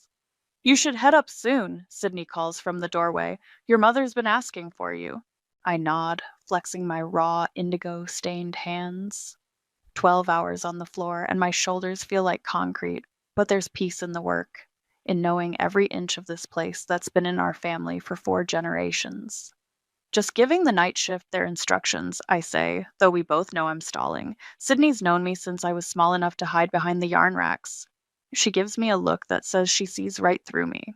The walk up to the offices feels longer than usual. Mother's amber perfume hits me before I even reach the door, that sickly sweet cloud she wraps herself in when she's about to do something unpleasant. My sister Lacey is already inside, perched on the edge of a leather chair like she might bolt at any moment. Father stands by the window, hands clasped behind his back. Finally, Mother says, not looking up from her desk. Do sit down, Jade. We have something to discuss. I remained standing, my work boots heavy on the polished floor. What's this about? We're selling the company. Father's voice is gentle, apologetic. The paperwork will be finalized next week.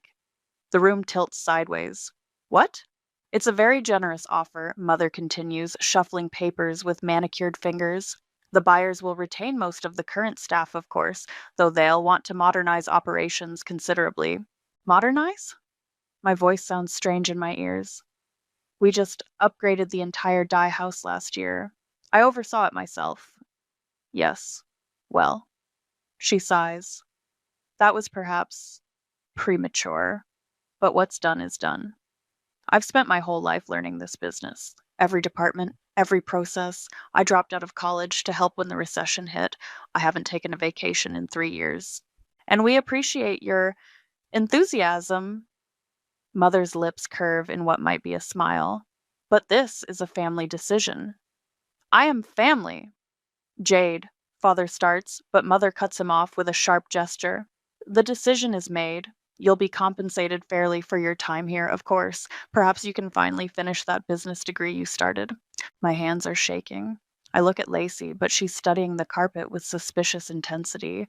She's never spent more than an hour at a time in the mill, too busy with her photography and gallery openings. But she's always been Mother's favorite, carefully sheltered from anything resembling real work. This isn't right, I say. Great Aunt Greta wanted the mill to stay in the family. It was in her will. Something flickers across Mother's face, too quick to read. You needn't concern yourself with the legal details. Everything is being handled appropriately. By who? Louisa? We've engaged different counsel for this transaction. She stands, smoothing her silk blouse. Now, if you'll excuse me, I have calls to make. Lacey, darling, don't forget we have dinner with the Harrises tonight. The dismissal stings like a slap. I watch them file out, Mother leading, Lacey trailing behind like a shadow, Father pausing in the doorway as if he might say something before thinking better of it. The amber perfume lingers, cloying and thick in my throat. Through the window, I can see the mill lights coming on for night shift. The machines will keep humming, keep breathing that hot cotton smell, but soon they won't be ours anymore. Won't be mine, though they feel like they are. Right down in my bones. I pull out my phone and scroll to a number I haven't called in years. If Mother's not using our regular lawyer for this, there has to be a reason. And Louisa has known our family longer than I've been alive. My fingers hover over the call button as the last of the sunset bleeds away outside. Something isn't right here, and I'm going to find out what. You'll love Bali, Lacey chirps, trailing me through the design archive. The light there is just incredible. I did a whole series on local textile artists last spring, remember? I run my fingers over the sample books, decades of our family's work preserved in neat rows. I remember you posted a lot of sunset photos from your resort. Don't be like that. She sighs, perching on a filing cabinet. This could be good for everyone. You work too hard anyway. Some of us have to. The words come out sharper than I meant them, and I see her flinch, but I'm too raw to soften them, especially with Mother's announcement still ringing in my ears. I pull out a binder from 2019, finding the wool sample I developed during my first year as design director. The texture is rough under my fingertips, like fine sandpaper. It took months to perfect that blend. Mother says you're being difficult about the sale. Lacey continues. She's trying to do what's best for the family. Which family? The one that actually works here or the one that shows up for photo ops? That's not fair. I contribute in my own way. I laugh. Right, by documenting our quaint industrial heritage for your Instagram. Girls? Father appears in the doorway, bearing a tea tray like a peace offering. I thought we might take a break. The china clinks as he sets it down, his hands less steady than usual. Mother sweeps in behind him, amber perfume announcing her presence before she speaks. Jade, darling, you really must stop going through those old records. The buyers will handle all the archiving. These are our designs, our history. They're business assets, she corrects, accepting a cup from Father. The spoon chimes against fine porcelain as he stirs, a steady tick, tick, tick that makes my teeth ache. And speaking of business, we need to discuss your role during the transition.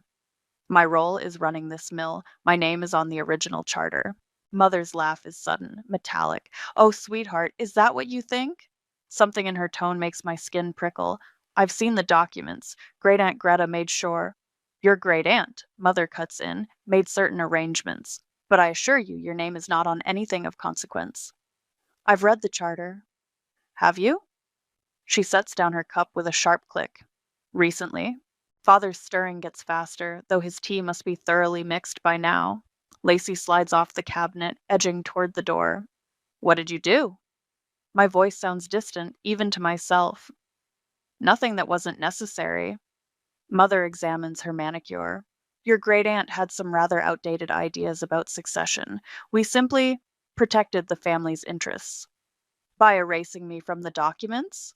By ensuring the business would be managed appropriately. She stands, brushing invisible dust from her skirt.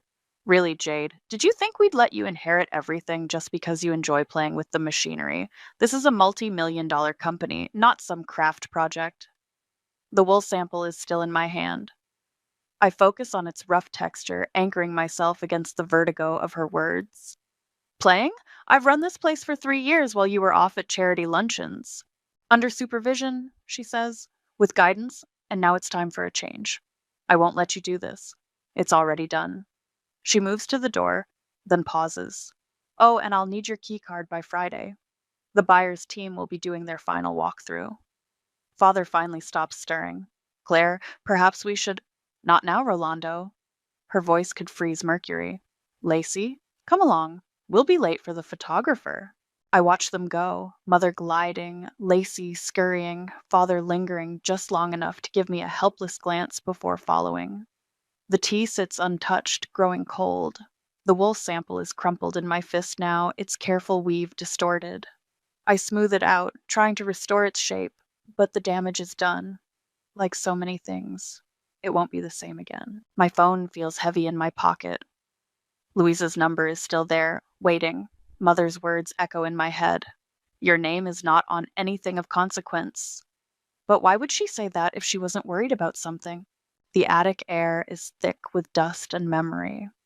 I sneeze, shifting another box of yellowed papers, my flashlight beam catching motes that swirl like snow.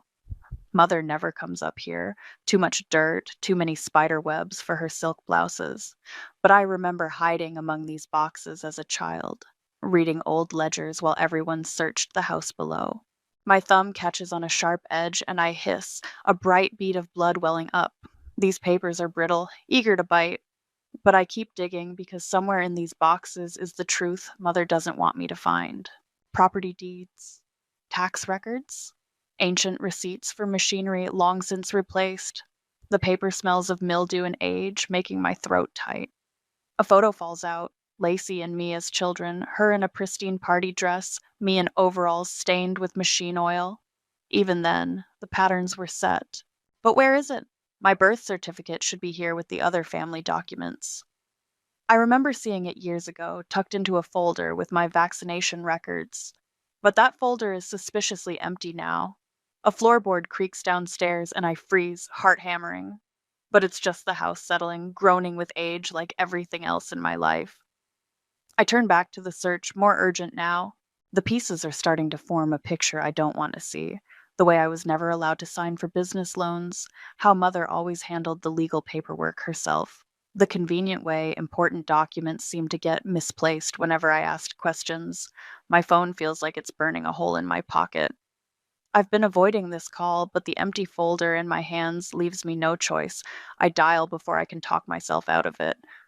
Louisa Fowler speaking. It's Jade. My voice sounds rough, dusty like everything else up here. I need your help. A pause. I was wondering when you'd call. They're selling the mill. I know. She sighs. They've already moved the paperwork to another firm. That's not all. I swallow hard. I can't find my birth certificate, any of my original documents, actually, and I'm starting to think that's not an accident. The silence stretches so long, I wonder if we've lost connection. When Louisa speaks again, her voice is carefully neutral. How long have you suspected? I didn't. Not until Mother said something about my name not being on anything of consequence. But you've known, haven't you? I had concerns over the years, but without proof. Help me find it. The words come out somewhere between a demand and a plea. You've been our lawyer since before I was born. You must have copies of something. It's not that simple. Papers shuffle in the background. If what I suspect is true, this goes beyond missing documents. We're talking about potential fraud, identity theft, possibly even tax evasion. My cut thumb throbs. I don't care what it takes. They can't just erase me. This will get ugly, she warns. Your mother won't go down without a fight, and it will take time, months, maybe years, to unravel everything. The sale closes next week. Then we'd better start now. More shuffling.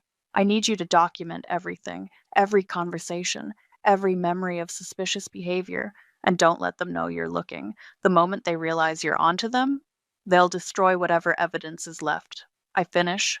I understand. Be careful, Jade. Your mother?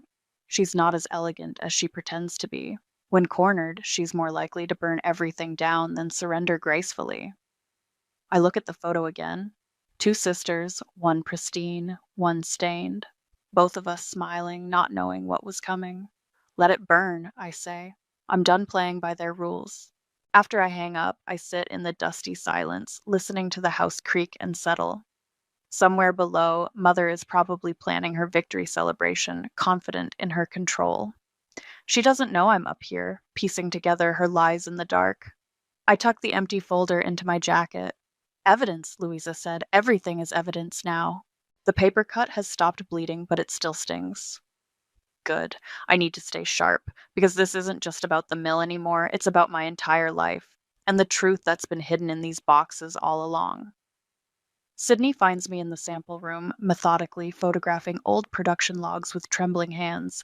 She sets down a battered cardboard box, dust puffing up as it hits the desk. Thought you might want these, she says. For memories. Not evidence, of course. She winks, but there's worry in the creases around her eyes. Thanks. I try to smile. Mother's having everything archived off-site tomorrow. Archived? Right. Sydney snorts. More like buried where nobody can find it.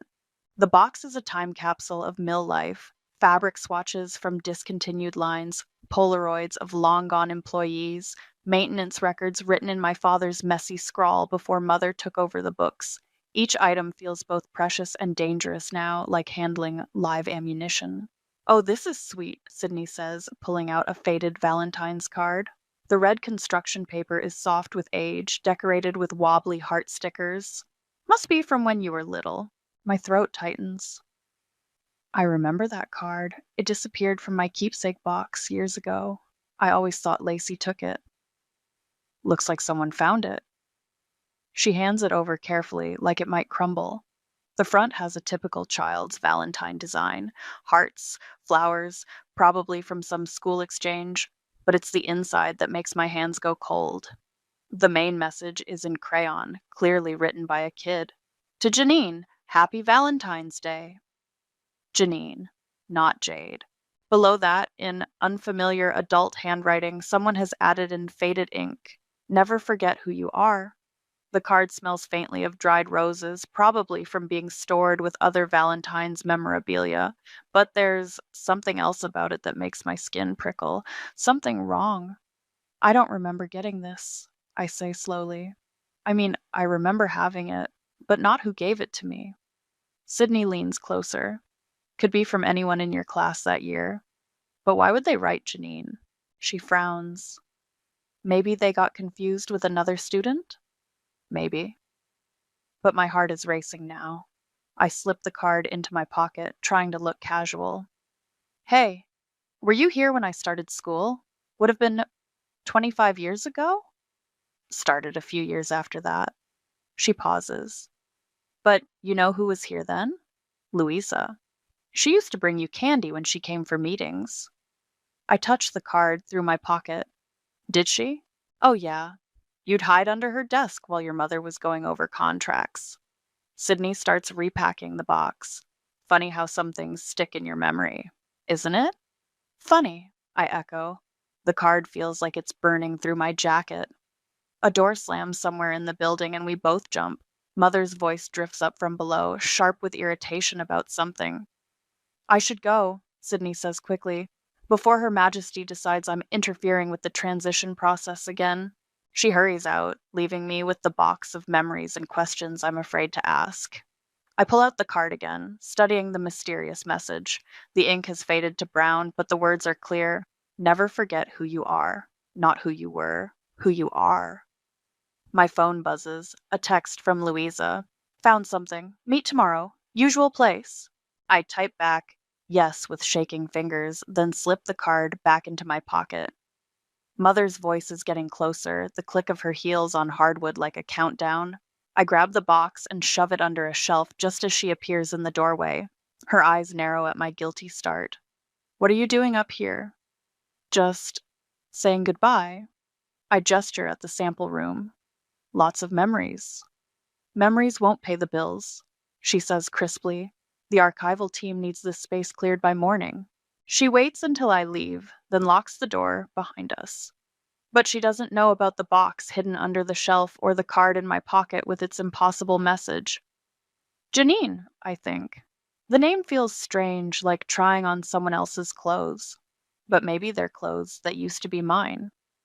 The card's rose scent follows me down the hallway, a ghost of something I can't quite remember.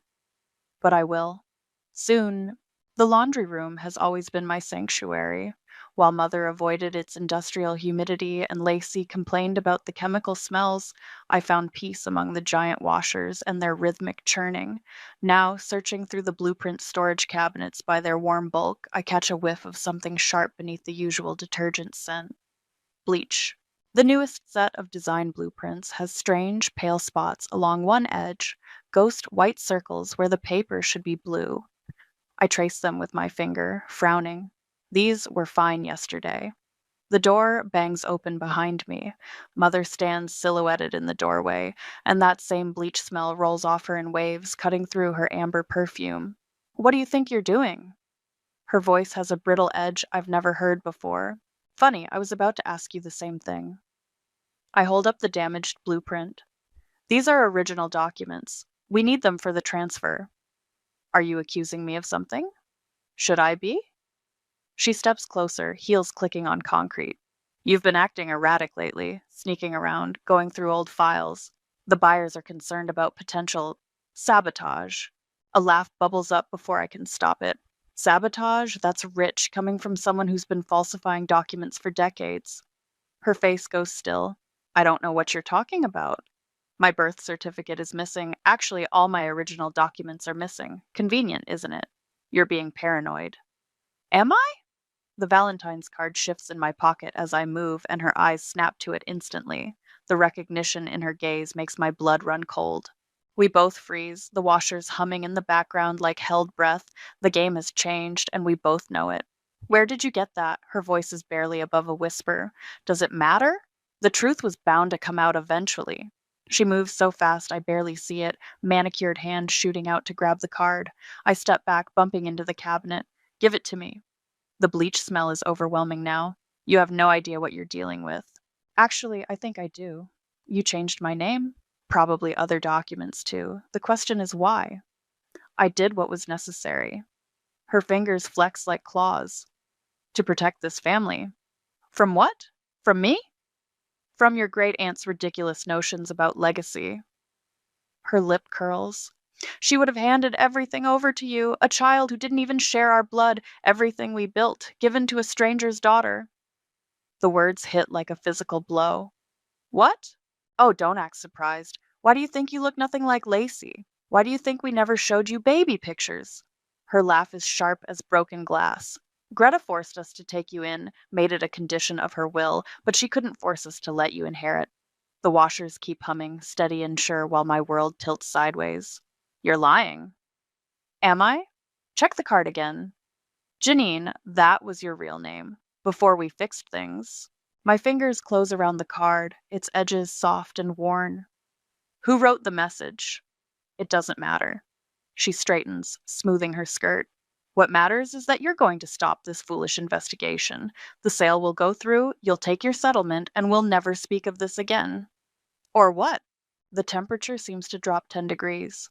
Or I'll remind you just how precarious your position is. No legal identity, no proof of education or employment. I could make you disappear with one phone call. You wouldn't dare. Try me. She turns to leave, then pauses. Oh, and Jade, or should I say Janine? Don't bother calling Louisa again. She's been instructed not to take your calls. The door closes behind her with a final sounding click. I slide down the cabinet to sit on the cold floor, the blueprint falling from my numb fingers. The card feels heavy in my pocket, weighted with secrets. Not just about my name now, but about everything. My whole life, my family, my identity. Mother's threat hangs in the air like the bleach fumes, corrosive and dangerous. But she made one mistake. She assumed I'd be too shocked, too afraid to fight back. She forgot that she raised me to be as ruthless as she is. Louisa's law office smells like old books and coffee that's been on the warmer too long.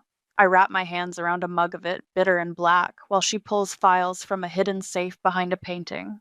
Your mother called me yesterday, she says, spreading documents across her desk. Tried to have me removed as trustee. Unfortunately for her, that power rests solely with the beneficiary. And who is that exactly? The coffee burns my tongue. Because apparently I'm not who I thought I was. Louisa settles into her chair, afternoon sun catching the dust motes around her like a halo. What do you know about your great-aunt Greta? Not much. She died when I was small. Mother said she was difficult. Difficult meaning she refused to play by your mother's rules. Louisa's smile is sharp. Greta knew exactly what kind of woman your mother was. That's why she structured the trust the way she did. She pushes a yellowed document across the desk. The trust agreement is dated 3 months before Greta's death, the ink still crisp despite its age. Read the inheritance clause, Louisa says quietly. My eyes scan the legal language until I find it. All assets shall pass to the firstborn female heir bearing the family name of Pearson. The coffee turns to acid in my stomach. Pearson? Your mother's maiden name, and your birth name, Janine Pearson. Louisa pulls out another document, this one newer. When they adopted you, they changed it to match Lacey's, but they couldn't change the trust without Greta's permission, and she made sure that would never happen. So all this time, the mill was always meant to be yours, not as Jade Sherman, but as Janine Pearson, Greta's chosen heir. The sun slants lower, turning the dust to falling gold. I think of Mother's bleach-stained hands, her desperate attempts to destroy evidence. They knew, I whisper.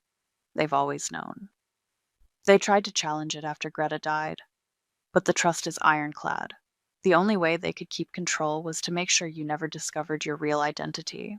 My laugh sounds hollow even to me, and now they're trying to sell everything before I can prove who I am. Not if we move first.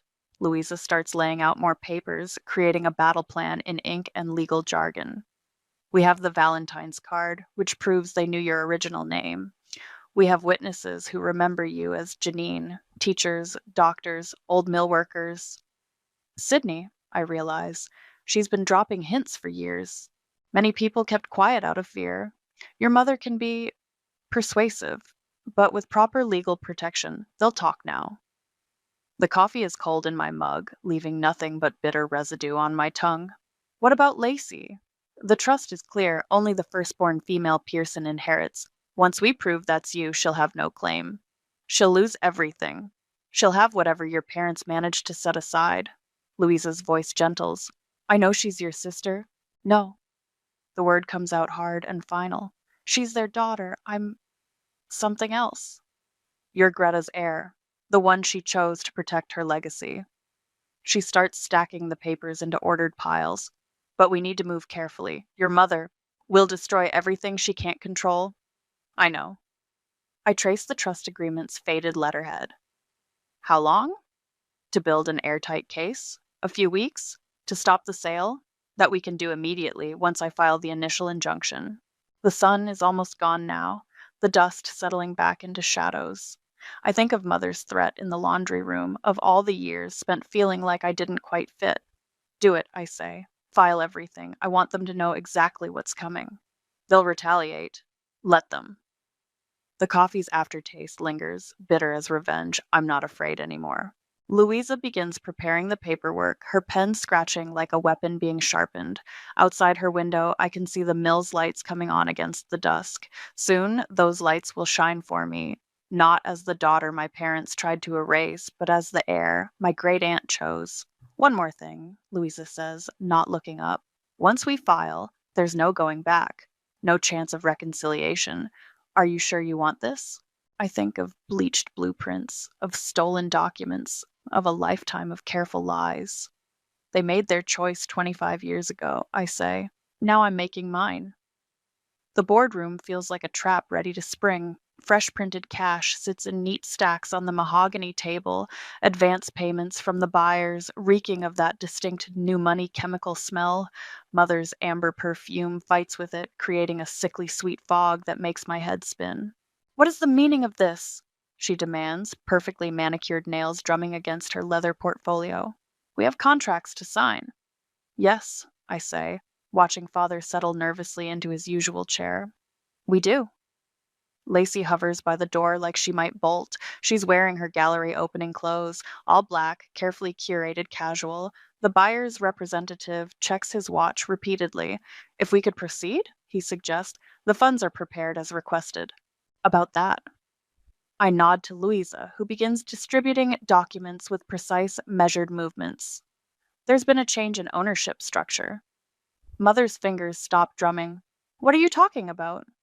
Perhaps we should start with introductions. The trust agreement feels waxy under my thumb as I slide it across the table. My name is Janine Pearson, firstborn female heir to the Pearson Textile Trust, and I'm exercising my right to assume control, effective immediately. The chemical money smell seems to intensify as all the oxygen leaves the room. Father's face goes gray. Lacey makes a small wounded sound.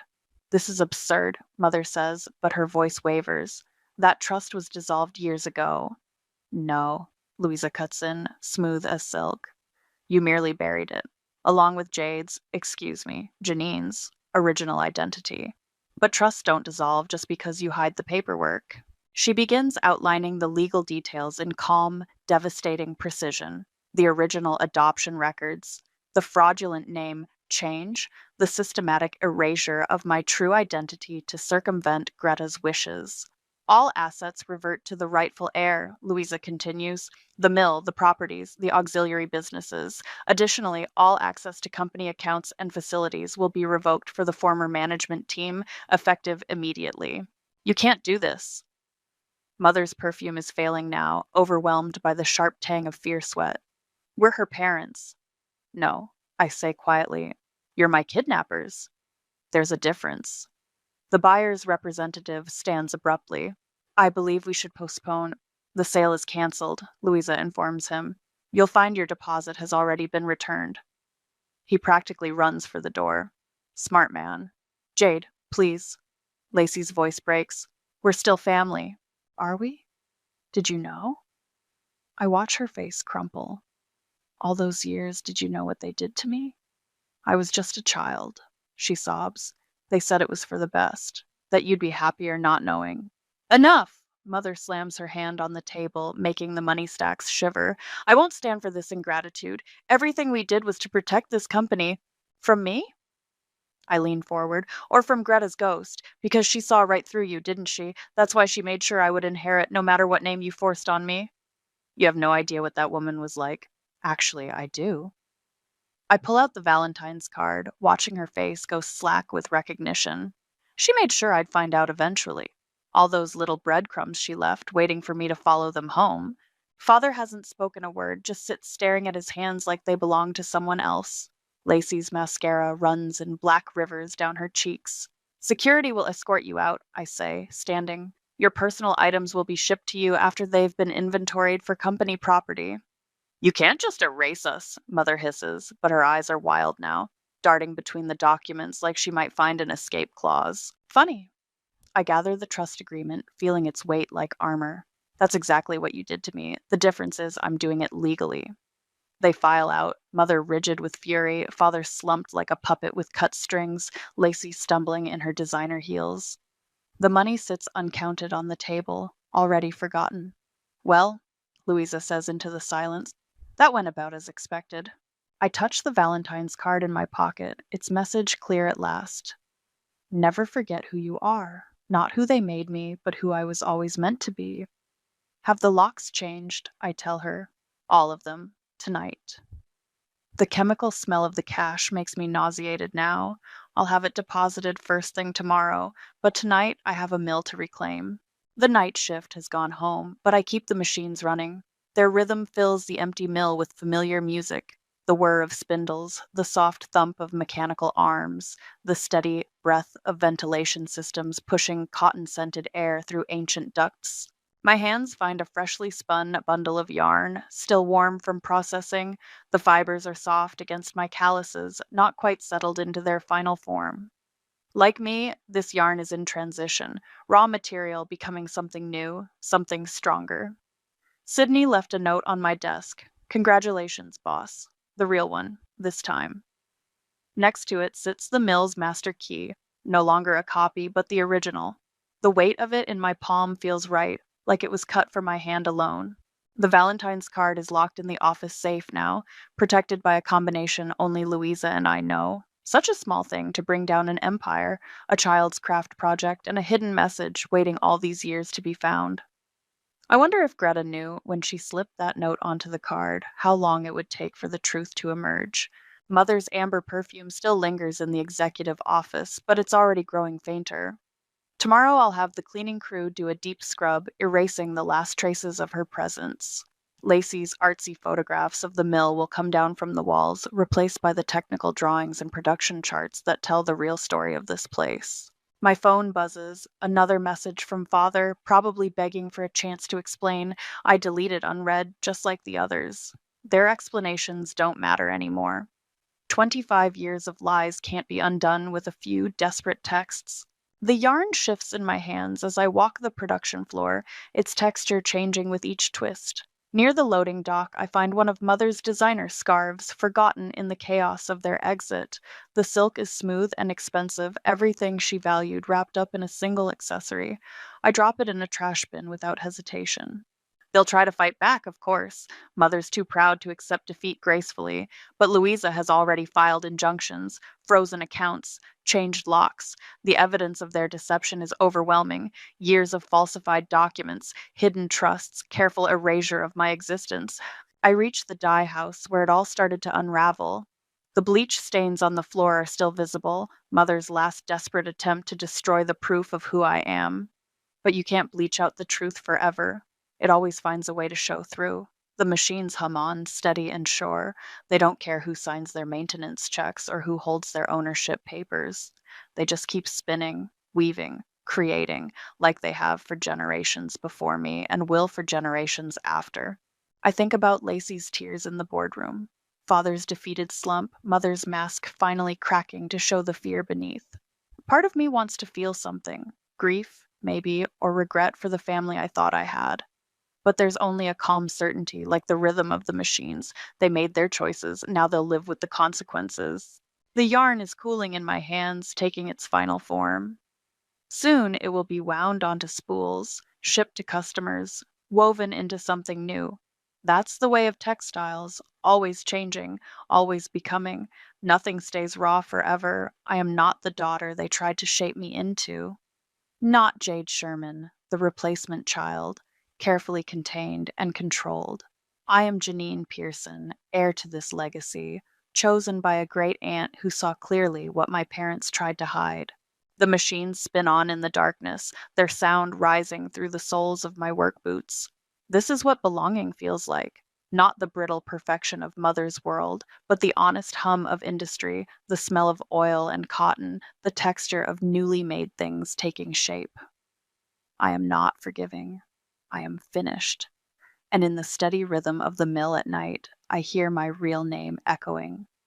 Janine, Janine, Janine. The name they tried to steal, now claimed again. The yarn settles into its final twist, strong and certain in my hands. Like me, it knows what it was always meant to be. The text from Maya glowed on my phone.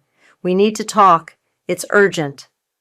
I stared at those words, feeling the familiar twist in my stomach that came with any contact from my sister. My name is Kaya, and I've spent my entire life being the responsible one, the steady one, the boring one, at least according to my family. "Did you see Maya's latest post?" Mom's voice crackled through my phone's speaker earlier that morning. 2 million views already. The brand deals are just rolling in now. "That's great, Mom," I replied, shuffling papers at my desk in the social services office. "Listen, I need to go. I have a client coming in." "Oh, that reminds me," she cut in. "Maya needs some help with her new content schedule. Could you maybe take a few days off to help her film? You know, since your job is more flexible." I caught Dylan's eye across the office. He raised an eyebrow at my expression, already knowing who was on the phone. "Mom, I can't take time off to help Maya film TikToks. I have actual responsibilities here." "It's Instagram Reels now, honey. And this is family. Maya's about to sign with Sephora. Sephora, do you know what that could mean for her? More debt," I thought. More second mortgages on the house. More credit cards maxed out for ring lights and designer clothes that would end up in Maya's infamous closet clean-out videos. "I have to go, Mom. Real client. Real job." I hung up before she could protest. Dylan wheeled his chair over. "The Maya show still running strong?" "Stronger than ever," I sighed. "They just refinanced the house again to fund her summer content calendar, whatever that means." "Jesus," Dylan shook his head. "How much have they sunk into her influencer career now?" "I stopped counting after the second mortgage. But hey, what do I know? I just help actual people with actual problems for a living." Emma, my supervisor, called me into her office then. As I walked in, I caught my reflection in the window. Sensible blazer, practical haircut, the opposite of Maya's carefully curated aesthetic. Emma was reviewing a case file. "Your work with the Thompson family has been exceptional," she said, looking up. "The mother specifically requested to thank you, said you changed their lives." I smiled, but before I could respond, my phone buzzed again. Maya's face filled the screen, a perfect selfie she'd spent hours staging for her profile picture. "Sorry, I should take this," I told Emma, stepping out. "Maya?" "Kaya!" Her voice was tight, controlled panic. "I need you to wire me $5,000, like today." "What? Why?" "The collab house in LA is raising rent, and if I leave now, I'll lose all my connections. Mom and Dad already said they can't help this time."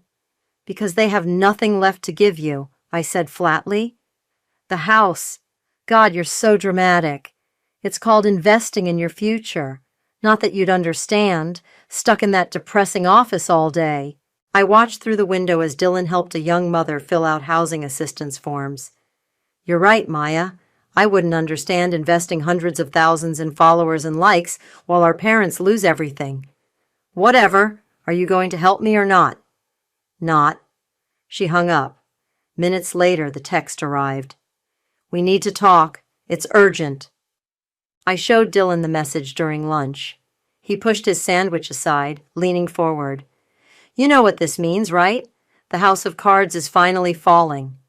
Maybe, I said, but something else was forming in my mind, something that had been building for years of watching, waiting, saving. Hey, you still know that real estate agent? The one who handles foreclosures? Rodney? Yeah, why? I pulled up my banking app, looking at the careful savings I'd accumulated over years of living below my means. I think I might need his number. Dylan's eyes widened as he understood. Kaya, are you thinking what I think you're thinking? They always said that house was Maya's stage, I said quietly. Maybe it's time for a change in ownership. My phone buzzed again. Mom this time. I let it go to voicemail, already knowing what it would say. More panic, more demands, more guilt. But for the first time in my life, I felt something other than resignation. I felt ready. Get me Rodney's number, I told Dylan. I think it's time I made an investment of my own. The first sign of Maya's downfall came during a live stream. I wasn't watching, I never did, but the clips spread everywhere. My sister, caught in 4K, mocking her followers for being too poor to buy her merchandise. The internet's response was swift and merciless. It's all being taken out of context, Mom insisted when I visited that weekend. I could hear her pacing in the kitchen, phone pressed to her ear. Maya, sweetie, we'll hire a PR team. We'll fix this. I sat in the living room, surrounded by the remnants of Maya's latest photo shoot, designer clothes with tags still attached, scattered across the furniture. A stack of unopened bills sat on the coffee table. What do you mean Sephora's pulling out? Mom's voice cracked. No, we can't lose them. Maya, listen to me. The sound of something shattering in the kitchen made me jump. I found Mom standing amid broken glass, her phone still clutched in her hand. Mom, are you okay? She looked at me like she'd forgotten I was there. Your sister, they're saying her followers are fake, that she bought them. They're all dropping her. The sponsors? Everyone! She grabbed my arm. Kaya, you have to help. You're good with computers, right? There must be something you can do to fix this. I gently removed her hand. This isn't a technical problem, Mom. It's a reality problem. Later that night, I found Dad in his study, staring at a letter. His hands were shaking. Dad? He looked up, his face ashen. The bank. They're foreclosing on the house. What? We thought Maya's Sephora deal would cover the payments, but now... He crumpled the letter. Don't tell your mother, please. I drove home in a daze, pulling over twice to throw up. Not from shock. I'd seen this coming for years, but from anger. Pure, crystallizing anger. The next morning I called Rodney. Foreclosures are tricky, he said over coffee. But if you're serious about buying, I can help you navigate the process. You'll need proof of funds. I slid a folder across the table. 6 years of savings, solid credit score, pre-approval letter from my bank.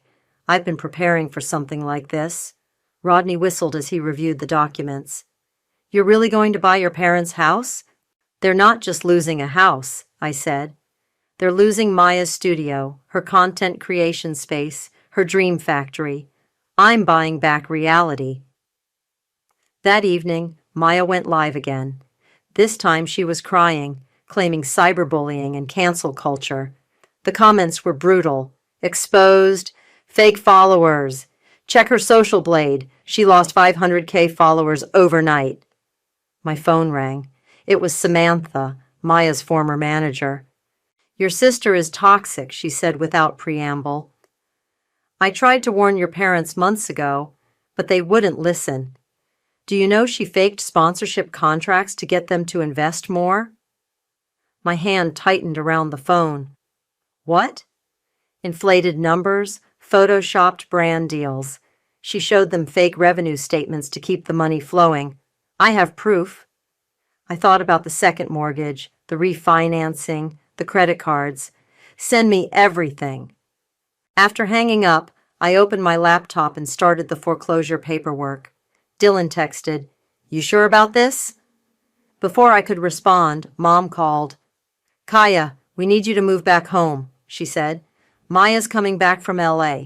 We need to present a united front while she rebuilds her brand. No. What do you mean, no? We're family. Family? I laughed. For years, I watched you drain every resource into Maya's fantasy. Now reality's here, and suddenly you remember I exist? You're being selfish.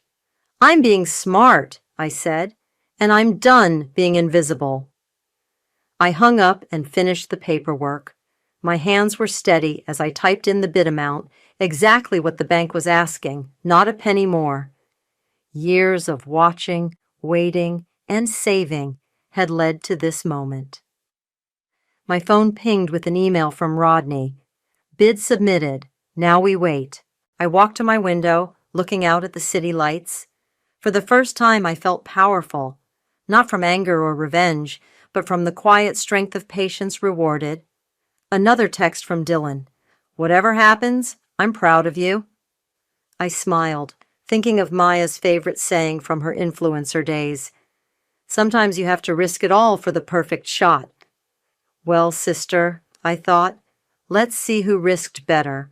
Maya's return home wasn't the triumphant comeback she'd planned. I watched from my car as she dragged designer suitcases up the driveway, her face hidden behind oversized sunglasses despite the cloudy day.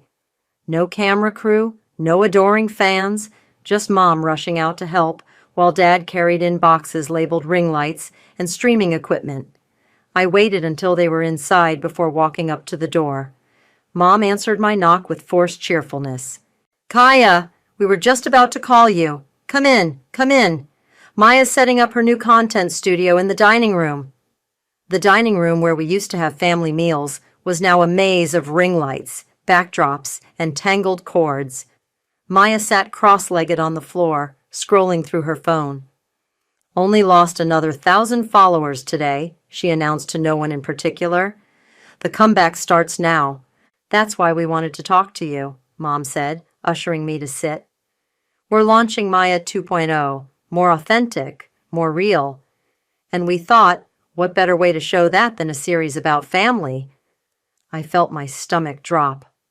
What? Maya finally looked up. It's perfect, right? Finding My Way Home, a documentary-style series about reconnecting with my roots. You'll be like the grounded sister who helps me rediscover what matters.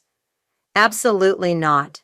Kaya, Mom pleaded, this could save everything. The house that's in foreclosure? I watched their faces freeze. Yeah, I know about that. Dad stepped forward. We were going to tell you. When? After you lost it completely? I stood up. How much money did you pour into Maya's career while lying to me? It wasn't lying, Maya snapped. It was protecting our family brand. Not that you'd understand marketing. Marketing? I laughed. Is that what we're calling fraud now? The room went silent. Maya's phone slipped from her hand. What did you say? Mom whispered. Ask Maya about the fake contracts. Ask her about the inflated revenue statements she showed you to keep the money flowing. Samantha told me everything. Maya jumped up. Samantha's lying. She's just jealous because I fired her. She quit, I corrected, right before everything fell apart. Funny timing, isn't it? Enough! Dad shouted, making us all jump. He never raised his voice.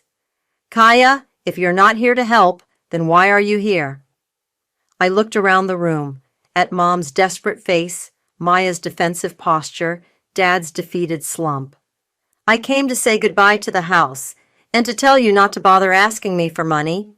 But you have savings, Mom said. We're family. Family? I pulled out my phone and played the clip, Maya mocking me on a podcast last year. My sister? Oh God, she's like so basic. Literally works in some depressing government office, helping poor people or whatever. Couldn't be me. Maya had the grace to look away. That was just content. Everything's just content to you, isn't it? Well, here's some reality. I'm done. Done being your backup plan, your ATM, your boring sister plot device. Find another way to save yourselves. I walked to the door, but Mom grabbed my arm. Please, Kaya, we need you. Maya needs you. Just a small loan. No. I gently removed her hand. Maya's not the only one who can set boundaries. Boundaries? Maya scoffed. Is that what they teach you in social worker school? How to abandon your family? My phone buzzed. A text from Rodney. Bid accepted. Congratulations. You got the house. A calm settled over me as I turned to face them one last time. You know what they taught me? How to recognize toxic patterns, how to protect myself, and most importantly, how to let people face the consequences of their own actions. What's that supposed to mean? Maya demanded. It means goodbye. I opened the door. You should start packing. The bank will want you out soon. Wait, Dad called as I reached my car. What do you know about the foreclosure? I didn't answer. Let them wonder. Let them worry. Let them finally feel what I'd felt all these years. Uncertainty, powerlessness, invisibility. Dylan was waiting at my apartment with takeout and wine. How'd it go? Exactly as expected. I showed him Rodney's text. I own their house. He poured 2 glasses. To karma. To patience, I corrected, thinking of Maya's face when I mentioned the contracts. The long game always wins. My phone lit up with text from Mom, pleading, angry, desperate. I turned it off and took a long sip of wine. The real show was about to begin, and for once, I had front row seats. The day they had to leave, I timed my arrival perfectly. Maya was loading the last of her ring lights into a rental truck while Mom supervised the movers carrying out furniture. Dad sat on the front steps, head in his hands. None of them noticed my car pulling up, or Rodney walking beside me up the driveway. Just a few final signatures, Rodney announced, making them all turn. Mom dropped the clipboard she was holding. Kaya, what's going on? Who is this? Rodney Fox, real estate agent, he said, extending his hand. No one took it. I'm here to complete the transfer of ownership. Maya stepped forward, her designer sunglasses slipping down her nose. Transfer of what? I pulled the keys from my pocket, letting them catch the morning light. The house. I bought it. The silence that followed was deafening. Dad stood up slowly, his face pale. That's not possible. Actually, it is. Rodney opened his briefcase. Ms. Ramirez's bid was accepted by the bank 2 weeks ago. All the paperwork is finalized. You? Maya's voice cracked. You're the buyer? Mom rushed forward, grabbing my shoulders. Honey, this is perfect. You can stop this whole foreclosure nonsense. We can stay. I stepped back, breaking her grip. No, you can't. But we're your family. Family? I looked at the house, my house now. Was I family when you remortgaged my college fund for Maya's first PR team? When you skipped my graduation because Maya had a brand meeting? When you told me my career choice was embarrassing? That was different, Maya protested. I was building something. You were destroying something, I corrected. Our parents' financial security, their retirement, their home. Well, my home now. Dad finally spoke, his voice hollow. Where are we supposed to go? Maya has millions of followers, right? I smiled. I'm sure they'll help. This is cruel, Mom whispered. This isn't you, Kaya. You're right. The old Kaya would have helped, would have given you her savings, moved back home, played the supportive sister in Maya's comeback story. But that Kaya is gone. Rodney cleared his throat. We should complete the paperwork before the movers finish. Maya stormed up to me, tears streaking her makeup. You planned this. All along you were just waiting. Like you waited? Watched Mom and Dad drain their accounts, lose their retirement, risk everything for your brand? I met her gaze steadily. At least I was honest about it. Please, Mom tried again. We can work something out. A rental agreement. No. I turned to Rodney. Where do they need to sign? The next few minutes were a blur of paperwork and stilted signatures. Maya filmed the whole thing on her phone, probably planning some revenge post. I didn't care. The keys, I said finally, holding out my hand. Dad placed them in my palm, his hand shaking. You're really doing this? You can pick up your mail from the porch, I said, walking past them to unlock my front door. But don't come inside. This isn't over, Maya called after me. You have no idea what you've done. I turned in the doorway, my doorway now. Actually, I do. I bought back every moment you made me feel small, every time you chose her over me, every sacrifice I was expected to make for the family while she burned through your money. I bought it all, and now I own it. You'll regret this, Mom said, but her voice wavered. No. I stepped inside, feeling the weight of the house around me. I won't. I watched from the window as they loaded the last boxes. Maya went live on her phone, probably spinning some victim narrative. Mom kept looking back at the house, as if waiting for me to change my mind. Dad just stared straight ahead, already defeated. My phone buzzed. Dylan. Need company? Not yet, I texted back. I need to feel this first. I walked through the empty rooms, touching walls that had witnessed years of my invisibility. The dining room where Maya's ring lights had left marks on the hardwood. The kitchen where Mom had planned countless content strategies while ignoring my achievements. The living room where Dad had signed away their future, one contract at a time.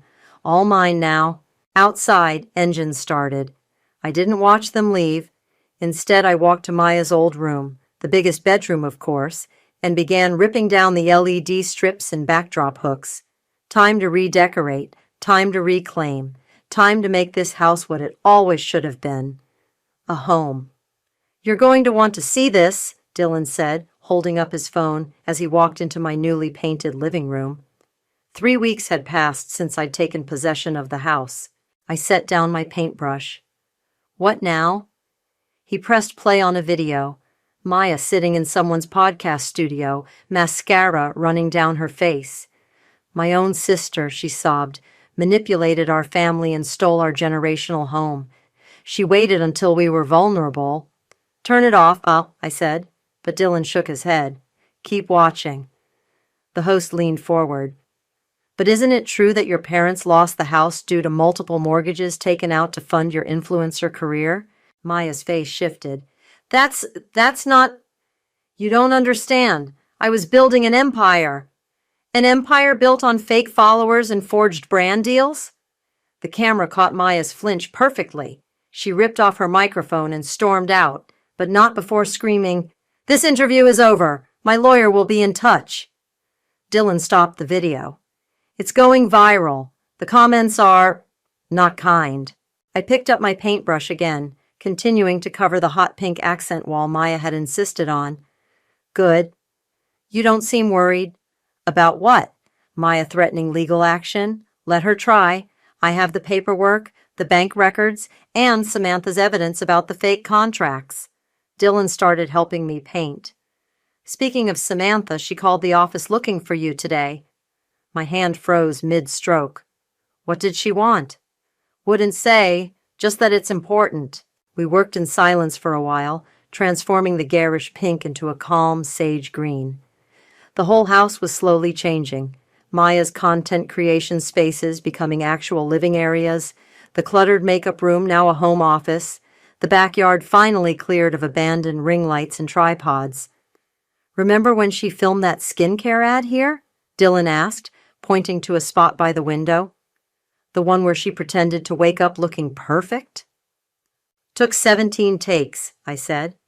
Mom kept bringing her green smoothies between shots while I studied for my social work licensing exam in the garage because the lighting was too harsh inside. And now look at you. I stepped back to admire our handiwork. Yeah, look at me. My phone buzzed, an email from Samantha. Maya's planning something. Call me ASAP. Before I could respond, a notification popped up. Maya had tagged me in a post. The image showed her sitting in what looked like a lawyer's office, caption reading, "The truth about family betrayal coming soon. Time to expose the real villain in this story. Justice is coming. Family over everything." Dylan read it over my shoulder. She's bluffing. Of course she is. I opened my banking app, checking the house payment schedule. All on track. She has nothing. Still, he said, maybe call Samantha. Better to know what we're dealing with. I was about to agree when someone knocked on the door. Through the window, I saw Mom standing on the porch, clutching her purse. I'll get rid of her, Dylan offered, but I shook my head. No, I've got this. Mom looked smaller somehow, her designer clothes replaced with department store basics. Kaya, please, just hear me out. Why? So you can guilt me about Maya's latest meltdown? No, She glanced past me into the house, seeing the changes. You painted? Yes. It looks nice, peaceful. She twisted her hands together. Maya's talking about suing you. She's meeting with lawyers, making wild claims. Let her. You don't understand. She's desperate. When people are desperate, like you were, I cut in, desperate enough to drain your retirement, refinance 3 times, ignore every red flag because Maya promised you fame? Mom's shoulders slumped. We made mistakes. No, you made choices, and now you're living with them. Andrea? Dylan called from inside. The mail's on the porch, like always. Mom flinched at the dismissal. I needed you to know what's coming. I've always known what's coming, Mom. I just prepared for it better than you did. As she turned to leave, my phone buzzed again. Samantha. Maya's going nuclear. She's planning to claim elder abuse, saying you manipulated your parents during a mental health crisis. Call me. I watched Mom walk away, her steps heavy. Inside, Dylan was already on his laptop, pulling up legal resources. We should probably get ahead of this, he said. I looked around my house, my peaceful, quiet house, and felt a strange calm. Maya wanted nuclear? Fine. She wasn't the only one with evidence to share. Call Samantha, I told Dylan. It's time to show Maya what real consequences look like. Samantha's office looked exactly like you'd expect for a social media manager. Motivational quotes on the walls, a ring light permanently positioned by her desk, and a wall of photos featuring her with various influencers. Maya's photo was conspicuously absent. Elder abuse? Emma said, reviewing the documents spread across Samantha's desk. I'd asked my supervisor to join us, knowing her social work expertise might help. That's a serious accusation. It's also completely false, Samantha replied, pulling up emails on her laptop. Look at these exchanges between Maya and her parents. She's the one who pressured them into taking out loans, refinancing the house, maxing out credit cards. Dylan leaned forward. How much evidence do you have? Everything.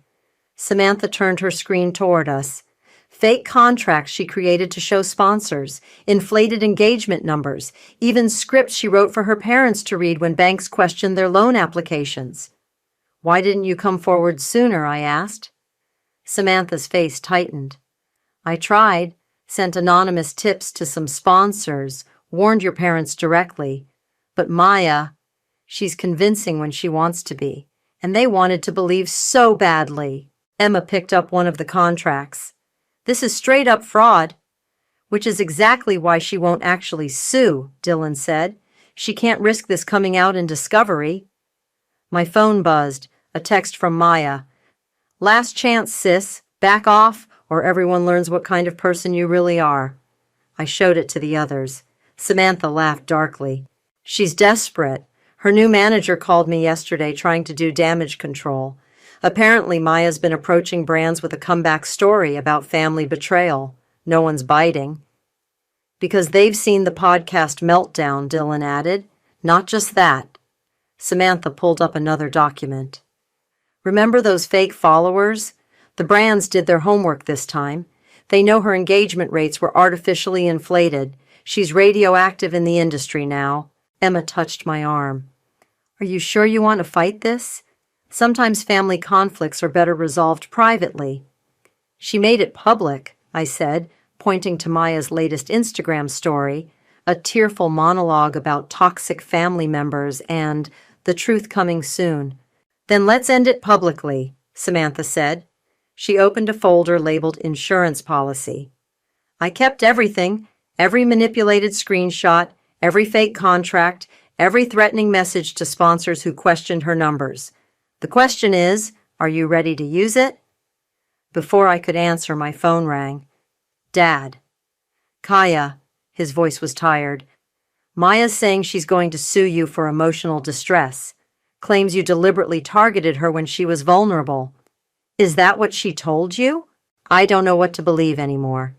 He paused. The bank called. They're investigating the loan applications we submitted. Something about fraudulent documentation. I met Samantha's eyes. She nodded slowly. Dad, Maya faked the sponsorship contracts you showed the bank. She inflated the numbers to get you to invest more. That's not possible. Check your email. I'm sending you proof right now. Samantha forwarded the documents while I stayed on the line. I heard Dad's sharp intake of breath as he opened them. Oh, God, he whispered. What did we do? What did we let her do? You believed in her, I said softly. She counted on that. After I hung up, the room was quiet. Emma studied the contracts while Dylan and Samantha exchanged looks. She'll self-destruct when this comes out, Dylan warned. She's already self-destructing, I replied. The only difference is now she won't take anyone else down with her. My phone lit up with a voicemail from Maya. You think you've won, but I've got one last surprise for you. Hope you're ready for everyone to see who you really are. Samantha raised an eyebrow. Shall we show her who she really is first? I looked at the evidence spread across the desk. Years of manipulation and lies, carefully documented. The weapon Maya never thought her former manager would use. Do it, I said. Emma squeezed my hand. Are you sure? This will change everything. Everything already changed, I replied, thinking of my quiet house, my peaceful mornings, my life finally free from Maya's chaos. Now it's time for the truth to catch up. Samantha began typing an email to her media contacts. Dylan pulled up Maya's latest threatening post on his phone. Emma reviewed the legal implications one more time. And I felt nothing but calm. Maya wanted to go nuclear? Fine. But she'd forgotten one crucial detail. She wasn't the only one who'd been keeping receipts. Maya's expose livestream started exactly as expected, with perfect lighting, carefully crafted tears, and a prepared speech about family betrayal. I watched from my office with Dylan and Emma, while Samantha monitored the comments remotely. My own sister, Maya's voice cracked perfectly on cue, took advantage of our family's darkest moment. She manipulated our vulnerable parents, stole our generational home. Comments are turning, Samantha texted. People are asking about the mortgages. Right on time, the first news article dropped. Influencer burnout, the real cost of social media fame. Complete with documentation of Maya's fake contracts, inflated numbers, and the trail of financial destruction she'd left behind.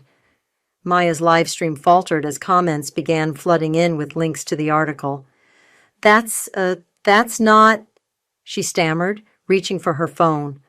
Those documents are fake. They're not, I typed in the comments section. And you know it. The viewer count doubled, then tripled. Maya's carefully constructed narrative crumbled in real time as more media outlets picked up the story. Your parents refinanced their home 3 times, one commenter wrote, to fund your fake career? Those contracts were forged, another added. You could go to jail. Maya's perfect facade cracked. You don't understand. I was building something. Kaya was jealous. She always has been. Jealous of what? I commented. The fraud, the fake followers, the way you bankrupted our parents. The live stream chat exploded. Maya's hands shook as she tried to delete comments, but they came too fast. Show's over, Samantha messaged. Her manager just dropped her publicly. Maya's phone buzzed visibly on screen, probably seeing the news herself. Her face went pale. This isn't... I can explain. She looked directly into the camera. Kaya, what have you done? Told the truth, I typed. Something you should try sometime. The stream ended abruptly. Minutes later, my phone rang. Mom. Did you see? Her voice was hollow. Yes. The bank called. They're investigating the loan applications for fraud. Your father, he's talking about calling a lawyer himself to protect us from Maya. I closed my eyes. Good. Good? Mom's voice cracked. Our family is falling apart. No, Mom. It fell apart years ago. You just didn't want to see it. A notification popped up. Maya's Instagram was gone, deleted, her Twitter too. The carefully curated empire vanishing with a few clicks. She's running, Dylan observed. Let her, Emma said. The truth will follow. My phone buzzed again. Dad this time, but not calling. A text. I'm sorry for everything. You were right all along. Before I could respond, Samantha called. Maya's former sponsors are coming forward. Apparently, she didn't just fake contracts with your parents. She forged brand deals, too. It's going viral. I walked to my window, looking out at my quiet street, my peaceful house. Is it wrong that I don't feel bad? No, Dylan stood beside me. They chose this, all of it. Another text came through, from Maya, her last words before disappearing completely. I hope you're happy. You've destroyed everything. No, I typed back. You did that yourself. I just bought the house. Hours later, as the story spread across every platform Maya once dominated, Mom appeared on my porch. This time, she didn't knock. She just left an envelope and walked away. Inside was a letter. You were always the strong one, the smart one. We were wrong, so wrong. I don't expect forgiveness, but I need you to know I see you now. I'm sorry it took losing everything to finally see. Dylan read it over my shoulder. Are you okay? Yeah, I realized I meant it. I really am. My phone lit up with a final notification, a local news headline. Social media star Maya deletes all accounts amid fraud allegations, family controversy. Emma called to check on me. The truth isn't always pretty, she said, but it's always necessary. I looked around my house, my quiet, peaceful house, and felt the last weight lift. Maya's empire of lies had crumbled. Mom finally saw clearly. Dad was facing reality. And me? I was exactly where I needed to be. Want to help me plant that garden tomorrow? Dylan asked, knowing I'd always dreamed of transforming the backyard Maya had used for photo shoots. Yeah, I smiled. It's time to grow something real. Outside, the sun set on Maya's last day of fame, while inside, I felt nothing but peace. Sometimes karma doesn't need your help. Sometimes you just need to buy the house and wait for truth to do its work. The first flowers in my garden bloomed on the same morning Dad's lawyer called. Maya had been found in Miami, trying to rebuild her influencer career under a new name. It hadn't worked. She's agreed to cooperate, the lawyer said. She'll sign a confession about the fraudulent loans to protect you and your wife from liability. I knelt in the dirt, touching the soft petals of a newly opened peony. And? She's asking to come home, to apologize. The garden stretched before me, rows of flowers where Maya's ring lights once stood, herbs replacing her backdrop stands, life growing where artifice once ruled. No, I said simply. This is my home now.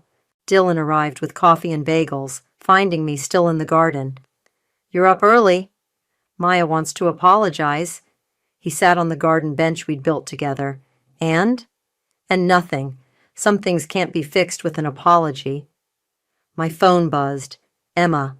Turn on the news. The local station was running a feature. Social media, the hidden cost of influence. They interviewed former influencers, including Samantha, about the culture of fake metrics and financial destruction.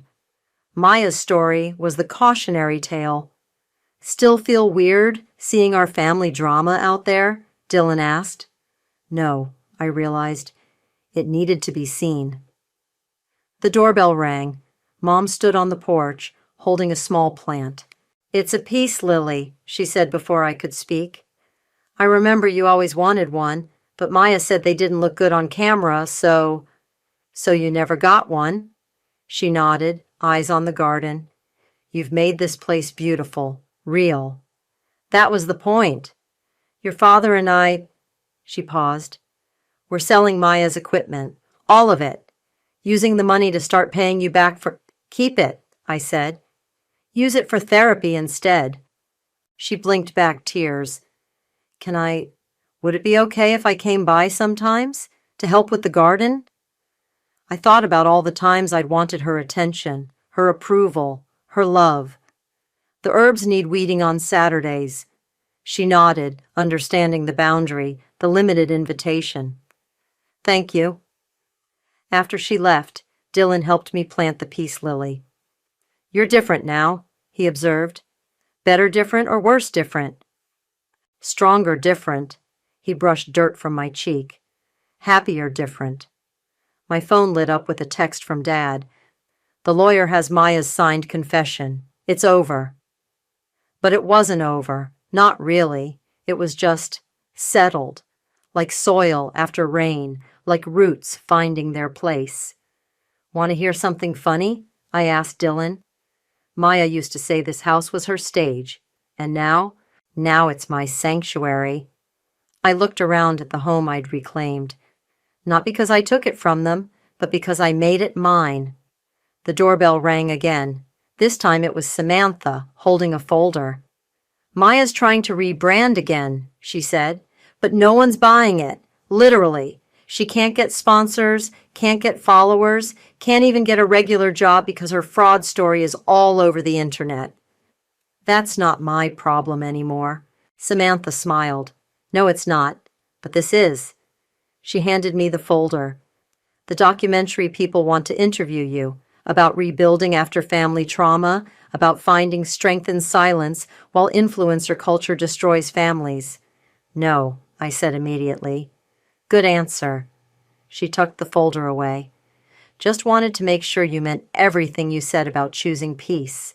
Dylan brought out more coffee, and we sat in the garden, watching bees visit the flowers that now grew where Maya once staged her perfect morning routine shots. You know what the best revenge turned out to be? I said. What's that? Living well. Actually living, not just performing life for likes. My phone buzzed one last time. Maya, from a new number. I hope you're happy in my house. I looked at the message, then at my flourishing garden, my peaceful home, my real life built on quiet strength rather than viral moments. It was never your house, I typed back. You just used it as a backdrop. I made it a home. Then I blocked her number, put down my phone, and turned to Dylan. Help me plant these new roses? He grinned. Always. The morning sun warmed my skin as we worked. No ring lights needed, no cameras rolling, no performance required. Just real growth, real peace, real life. They used to call this house Maya's stage. Now it's my sanctuary, and I wouldn't have it any other way.